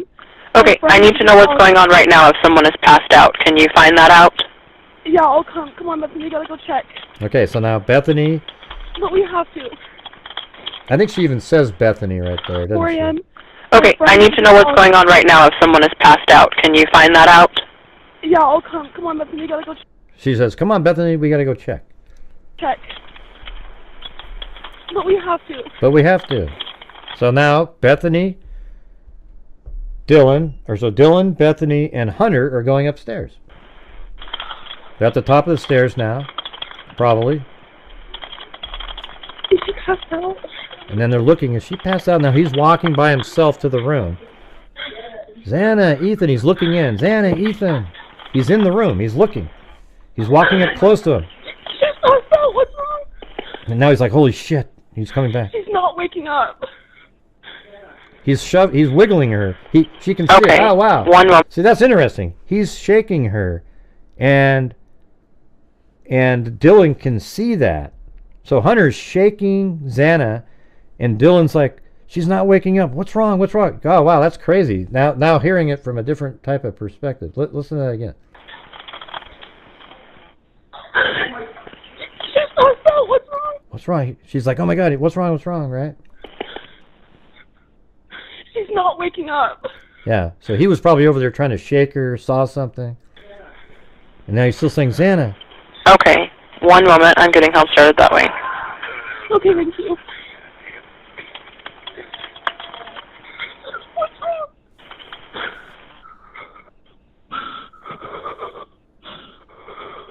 So she's probably still at the top of the stairs right now, looking and watching Hunter. And now she kind of can see something's not really bad right here.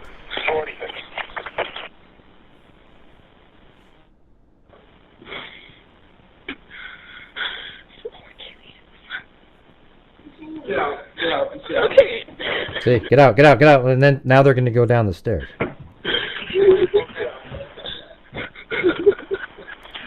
See, that's the part where he says get out, go down the stairs. So I think at the grand jury they conflated the two.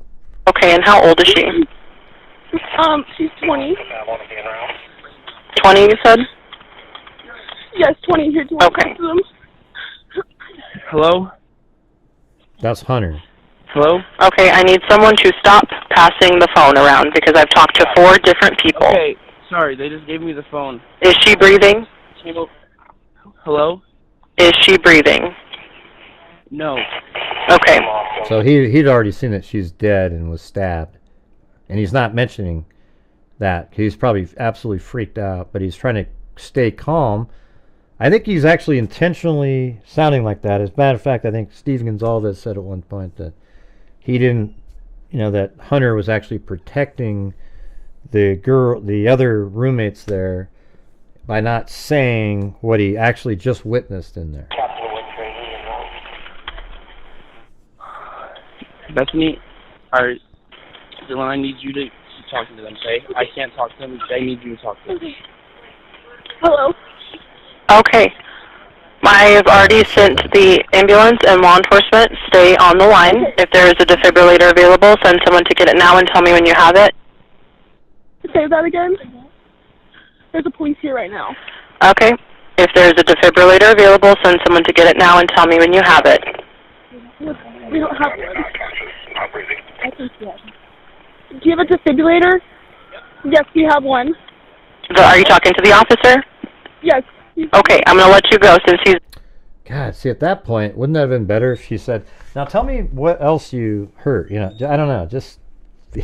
Wouldn't you be curious, too, to have that on record? You know? I don't know. I think that that's really clear now. And I think there's a conflation here of the same incident. Maybe he went upstairs at one time and the whole thing about getting the knife, him getting a knife was confusing. Like, why did he need to go up and get a knife? Was that being freaked out to get protection up there? But when would that have been? He didn't do that on the 911 call, so was it a prior, like, just before that he went up first and looked down the hall but didn't want to go into the room? Something like that. So I guess that's the only thing I need an answer for is, like, well, I mean, I don't need an answer for it because those kids have absolutely nothing to do with anything. It's just sort of like to make every single thing make sense. But I think they go upstairs.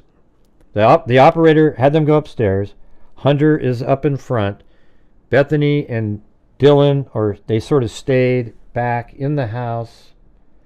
Let me go in there. We can just do the example.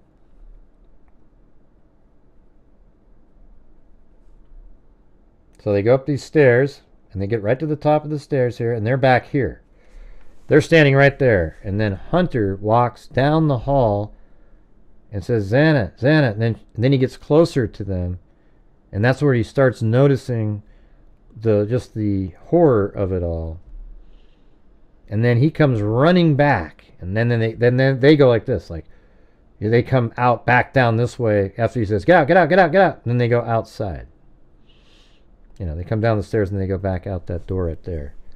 And I think Hunter actually, like, shook both of them. And I think Dylan could see that she's not waking up because he's, like, right there and she's not moving. So she knows something much worse has happened but doesn't know the extent of it. Only Hunter does. And he didn't give any clues to that when he came back because he didn't want to freak them out. He could already see that Dylan was a mess.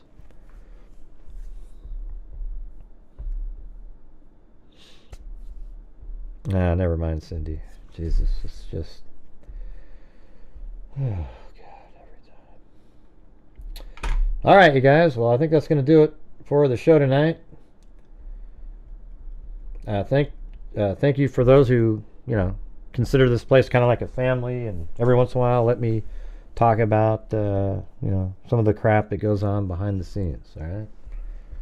So thank you to Patty Mills, Allie Cake, CR, very generous again, thank you very much. Alyssa Stedman, and she also did CR did a cat eye, then Allie Cake, Mary Buckles, K Me, Vintage Peacock, Donna, Sandy Shirley gifted 5, thank you so much. Then CR again, then Joseph Brennan, Self-Esteem, then Danielle, man, I don't know how to pronounce that one. Maybe like Show or something? I don't know. Michelle H. And then M10 gifted 5. Thanks, M10. Heather N. Self-Esteem. 4Pos007. Jessica Schubach. Emily Marie, new member. Allie Cake gifted a membership. LA Connection. Walker gifted 1. Then Jimmy Sotak. K Me gifted 1. Then I gifted 5, and then we had Lizzie Robb, and then also Lisa Valenzuela, Michelle Straub, and 4Pos007. Thanks, everybody. Awesome.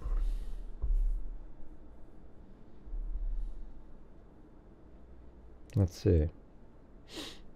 So how about, now that we're into the show, what's new in the interview with Steve Gonzalez? I mean, I've talked to him, quite a few times on the phone and stuff. We just have conversations, and I think that interview was from a long time ago, and it had to be approved through different things. And oh yeah, he told me that on the phone call one time. That's not really like, ooh, wow. I mean, a lot of stuff happens in a battle,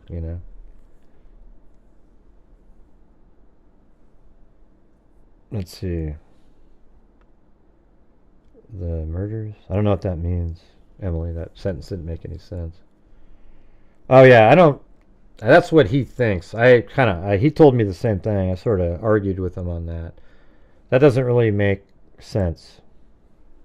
Like, he was looking for the 911 call at 4:48 in the morning. I mean, where would the 4:48 call be? I mean, I don't understand that part. Like, why at 4:48 when he used his VPN? I think he just used the VPN to turn on at 4:48 to disguise it being him. That's it. Doesn't make sense to me that he's looking for a 911 call. I mean, what's he going to look on? A scanner or what? Like, what's he doing?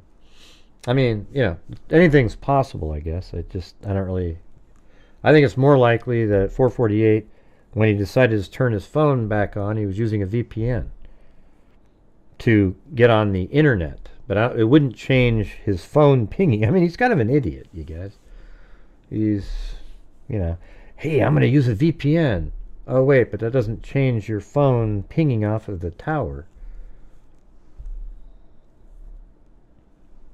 Right, I know, but that doesn't make any sense, I think that at 4:48, I think he turned it on to use mapping to get across that crazy area out there. He thought he was safe, but if it's true, the route that he took heading east, it would have been almost impossible to do without mapping. I did it myself, and it's just insane out there. You guys should go look at the video.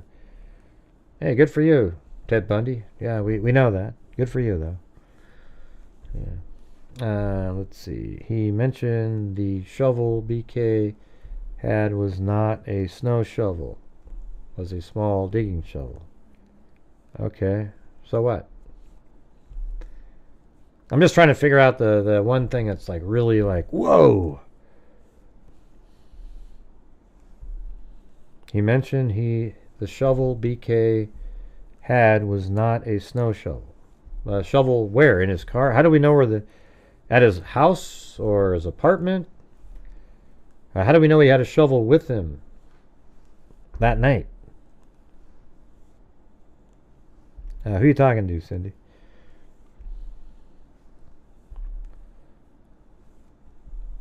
Yeah.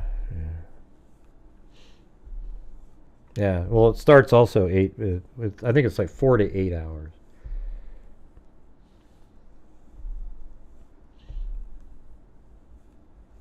Yeah, I mean, if it was his car, though, I mean, on the trip to Idaho. Oh yeah, we came along. Yeah. Tells us he had a shovel in his car in December. Right. That doesn't mean anything. But there is 16 minutes of missing time. Did he bury the items in that 16 minutes? Don't know.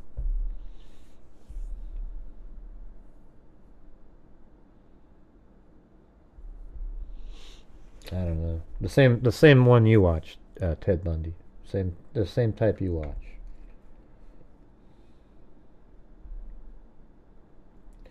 See you later.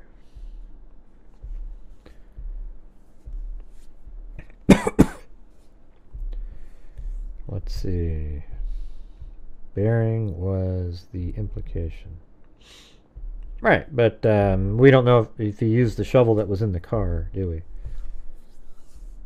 The theory of Xana picked up her food, took it back to her room. When she came back out, she saw the door open and his kill kit on the table. What door? What do you mean? How would you see a kill kit on a table? What table? She saw the door open, the sliding glass door, and his kill kit on the... I mean, that's just... You know, how do we know that the kill kit was on the table? How do we know what Xana saw? You know, come on, you guys. All we can say is, yeah, when she came in, she picked up her DoorDash, probably at the sliding glass door in the back. And, you know, and maybe she, after she ate it, she bring it back to the kitchen, something like that. And it looks like the bag wasn't by the sink; it was on the table in there. What do you mean? It's time for bed. It's me, Mike. What happened? Let's see. Oh my gosh, you people make way. Oh, we're not saying anything. Cemetery Stone. What are you saying? Nobody knows what you're talking about, Cemetery Stone. I don't ever do it like that. I just talk about the factual elements of a case. I don't know. I wasn't talking to you. It's me, Mike. I was referring to Ted Bundy's ghost. Oh. I don't know. Oh. He mentioned the shovel BK. The small digging shovel. I don't even remember the comment that I commented to you about now. It's been a long day. Another long day of took my mom to the hospital. Went there, visit Dad, but when we got there, he had to go to the bathroom really bad, so we had to leave the room. And, you know, but eventually we went back in there, and then we left, and then it was cool because we wanted to eat food. We're driving by Burger King, and my mom, who's 88 or 89, said, "Hey, let's go to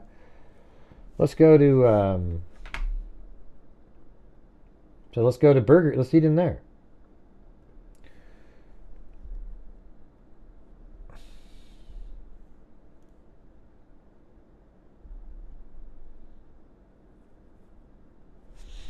Hey, Ted Bundy's ghost, you're just trying to be a troll, okay? That's why he had a second account ready to go. Okay? It's not interesting. Nobody was asking about your what you wanted to tell people. Right. I think Steve had a couple different scenario theories. Right. Yeah, I mean he has, when we've talked on the phone, he has lots of different theories and stuff. Some of them I think are interesting, and some stuff he just knows about. Some of the stuff I don't agree with the theory, because for me some stuff doesn't make sense. But it's everybody's just trying to figure out what happened. That's it, So I guess the key is someday we all get to figure out what the truth might be.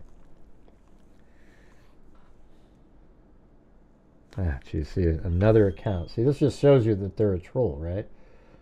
And you know how I know that? Because I keep hiding the account. That's the third one that was hidden, and now that same person's going to come back on with another one.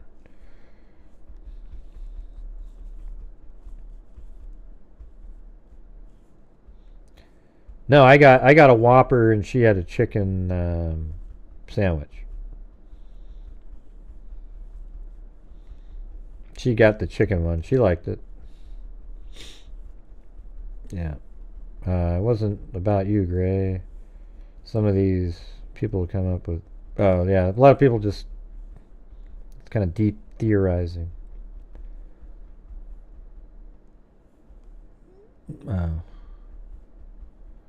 Anyways, it's me, Mike. I'm sorry if I don't even know what you... I don't remember what you said or anything. I'm just you know, these rapid fire stuff. I know. That's what makes you a troll, Ted. Do you get it? I mean, it's obvious. I mean, you're not tricking anybody. It's crazy. I mean, you think you're really clever, but it's just... I got 50 of these. Yeah, he's back in there. We're just trying to... Seems like they're just trying to get his medicine correct.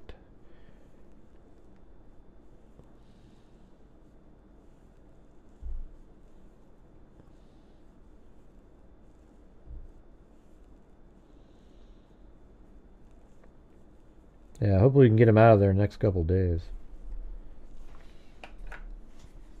Let's see what the... I thought she said poor Kaylee, but I think it was more like, where's Kaylee now?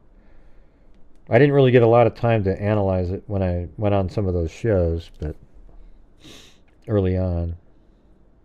I wish I could have had more time.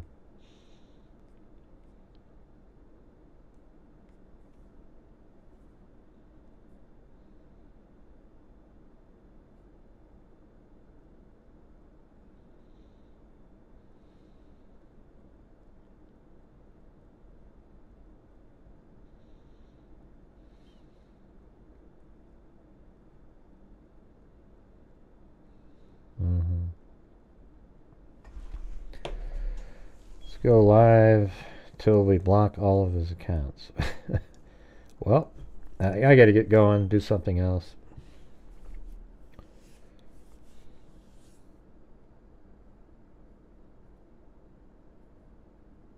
Not sure what you're talking about.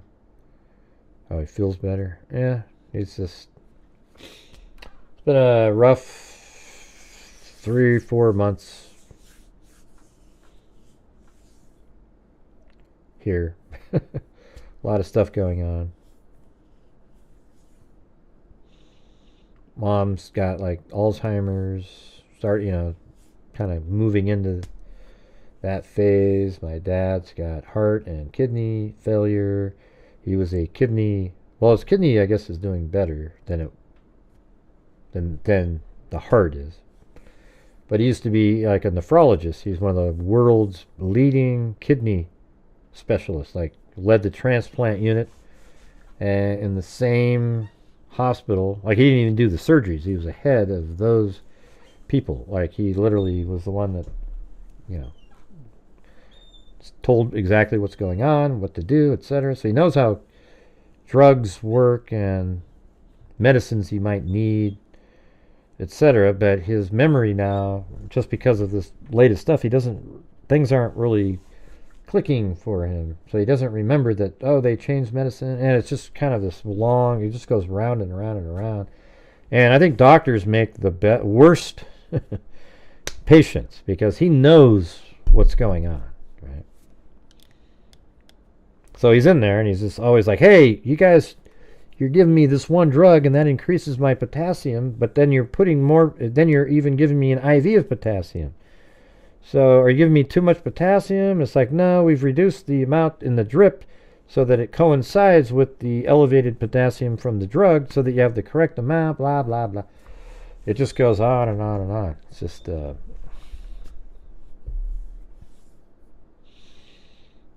And we're just trying to get it where he's got the right meds so that he can have some enjoyable time, left, I guess. Kind of, weirdly, it's very similar to Blue, except this is a human, where humans get to decide stuff. But Blue had the same thing. He had heart failure and kidney failure because of the... basically giving him the Lasix for so long. It kind of screwed up his kidneys. And so my dad's on Lasix. And there must be this fine line there. I mean, it's just crazy, man. Absolutely nuts.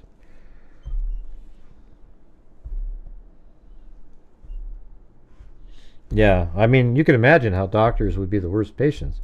Because they, especially one like my dad, who knew all of the interactions of drugs and the effects of all of them, and How, like a pharmacist would know.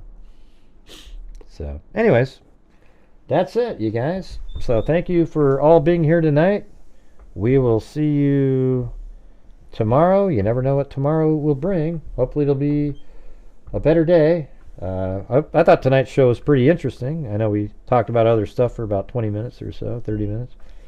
Unfortunately, there's people out there that just, the whole world revolves around them, so when they come in here, they can't just have a minute or two or 10 minutes of talking about something else that might be bothering the person.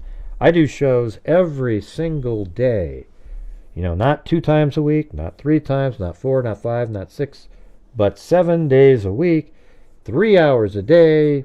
I'm on here for 21 hours a week, and in that time frame, it seems like it's okay that I talk about other things because we're like the freak family over here, right? And sometimes we're talking about something that's going on in your life out there. That happens in the chat. I see it all the time. People are talking about it. And so if you want to be at a place where you can't do that, then this isn't really the place. If you just want to be, okay, I just came here for true crime. Yeah, this is a true crime channel. Like, out of the 21 hours, I'm sure 19 of them are completely related to true crime and me saying, hey, if you're out there, if you can support the channel, I would appreciate it. I'm sure that makes up an hour of the 20. Okay? But other than that, we're just doing the true crime here, but sometimes we talk about other stuff. We have freaks that are sick, and we talk about that sometimes. Just for, a few minutes, try to do prayer, hands, and things for people. I don't know. I don't know what else to tell you, man. I just do my own show. It is what it is. If you like it, you like it. If you don't, watch something else. But for God's sakes, we don't need to hear you bitching about it. Okay? It's so stupid. Nobody here needs to hear your goodbye post or what you didn't like about the last video, etc.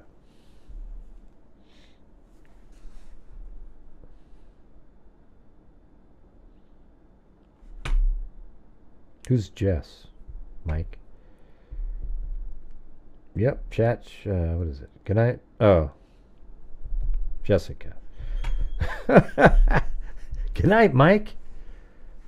I missed the first hour. You're going to have to go back and watch that first hour. There's some interesting stuff in there for sure. Hey, thanks, Rainy Joe. I appreciate that.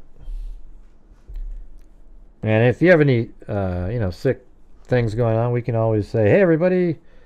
It seems like it works pretty good for some people. My stepbrother, he had mouth cancer. That was the craziest thing ever.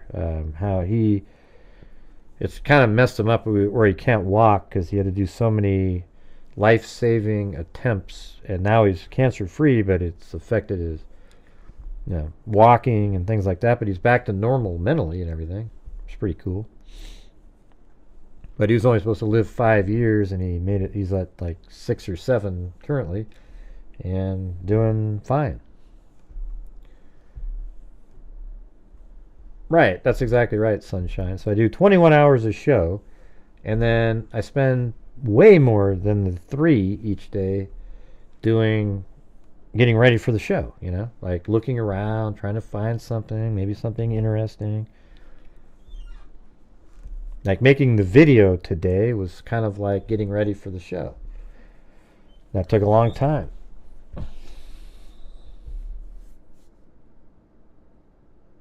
Which part? M10, I forgot.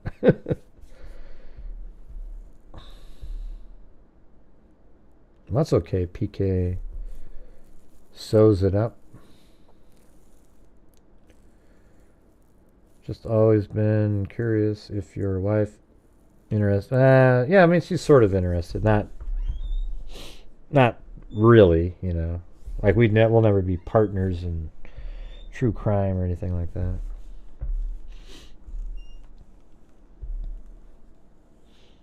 Yeah, you like the Yeah, well, I mean, I think it's just so valuable to have these kinds of this stuff, right? I mean, I'm probably going to have to do, I'm going to do a different walkthrough. Like, this is a total waste of time down here. It's not, has nothing to do with the case, other than, you know, it's interesting to go, look, this is where this is where the 911 call took place. But really, I want to do the one where you're in the kitchen, and then maybe you go upstairs. I don't know.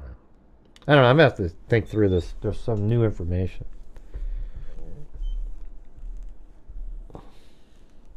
And then having, like, these things. I mean, look how amazing that is. The launcher was driving around. And then over here, you get to see the... I think if I click on that.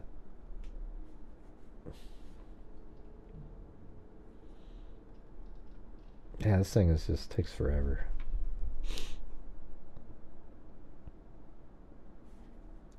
You're like way over here, watch. So this is really valuable. This is the white Elantras driving up behind 500 Queen Road, right? And look at it. This is exactly where the white Elantra was driving when it would do those loops back behind 500 Queen Road. So we come down like this. I'll move it forward a little bit, a little further down, a little further down. And look, we can look around. We can see what it looked like back there. And it's sort of, this will be interesting. I don't think I've ever done that, but let's go back here. So when the car went, remember when it did the 3-point turn and turned around? Look how high it is up in the air. That's why the lights would be hitting that house over there. Right when it was up here. And then it goes down, and the lights would go down. So they know exactly when the Elantra was going down that hill right there.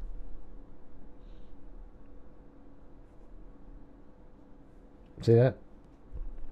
Hell no. F3. I'm going to keep covering this until, you know, the trial. I mean, this is like, I mean, I'm sure I'll be able to do stuff in between, but yeah, it's just kind of interesting seeing it like this whole thing. And it goes around like this in the back. So it just came around that corner. So here it is, right there. Go forward a little bit. Go forward. Goes around the corner. Now it goes up. That camera that films the white Elantra is right under there. That's where the nut job manager came jumping out, tried to grab my phone from me. And then look, see, it's really high up. I think we came up with like 20-something feet. Comes up like this, and then goes up back behind over there. And now it's back behind 500 Queen Road, and it's heading towards the house right now. And then look, in the new documents that came out, as it's driving over here, lights from the vehicle hit the building right over there.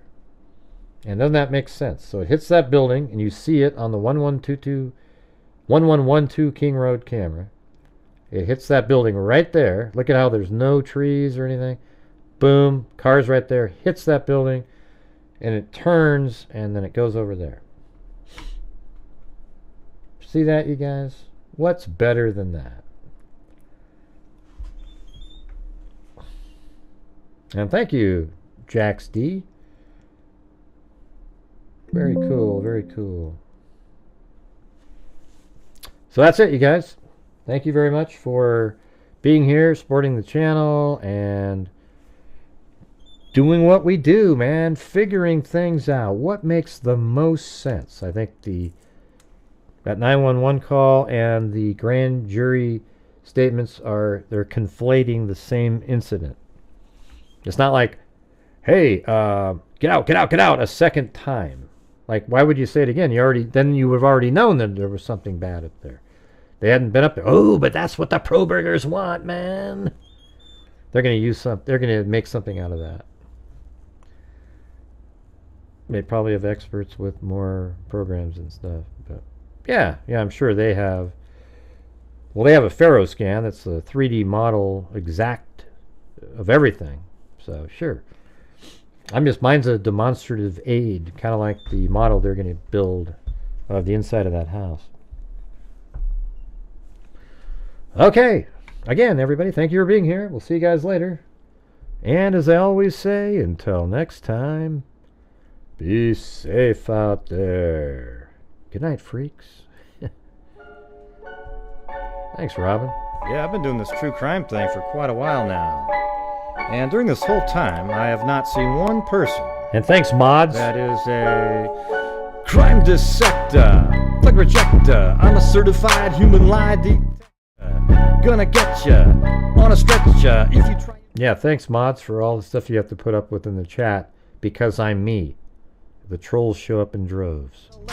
Crime collector, freak connector, and I'm always gonna be a pup protector, fool deflector, interceptor, and I'm meaner than a spectre with a vector on his spectre. With all respect, y'all, just remember I'm a temple fucking checker.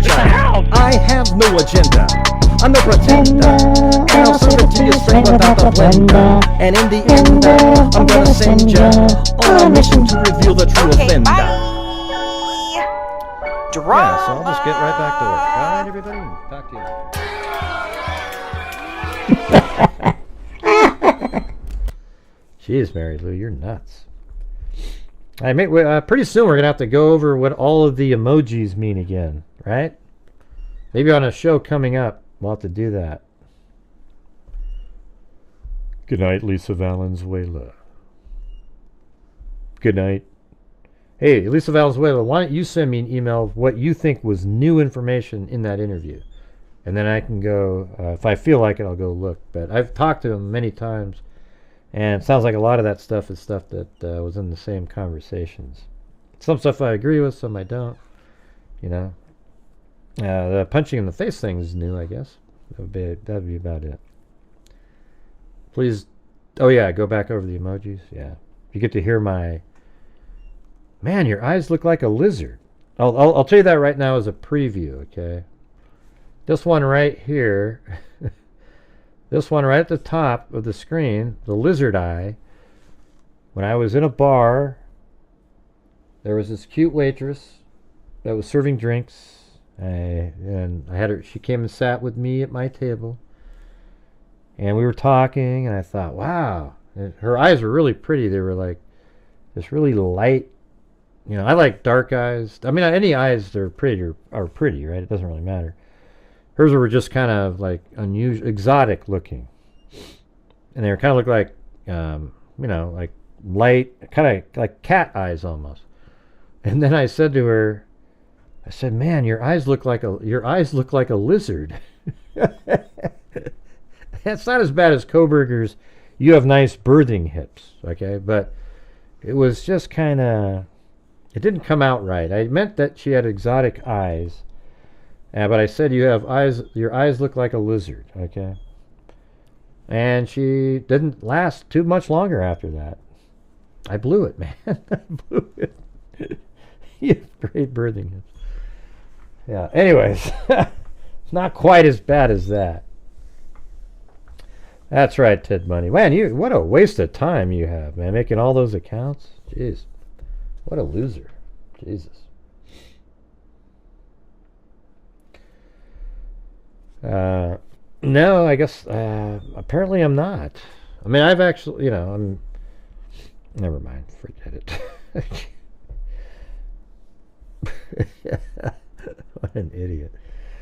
Alright, yeah, smooth, isn't it? Yeah. Hey, it wasn't the greatest thing in the world. But fortunately, that was one of the only times I've blundered that badly in the world of dating. You know, that was just one time that was like, Jesus, so stupid. So anyways, thanks everybody. See you guys later. And as I always say, until next time, be safe out there.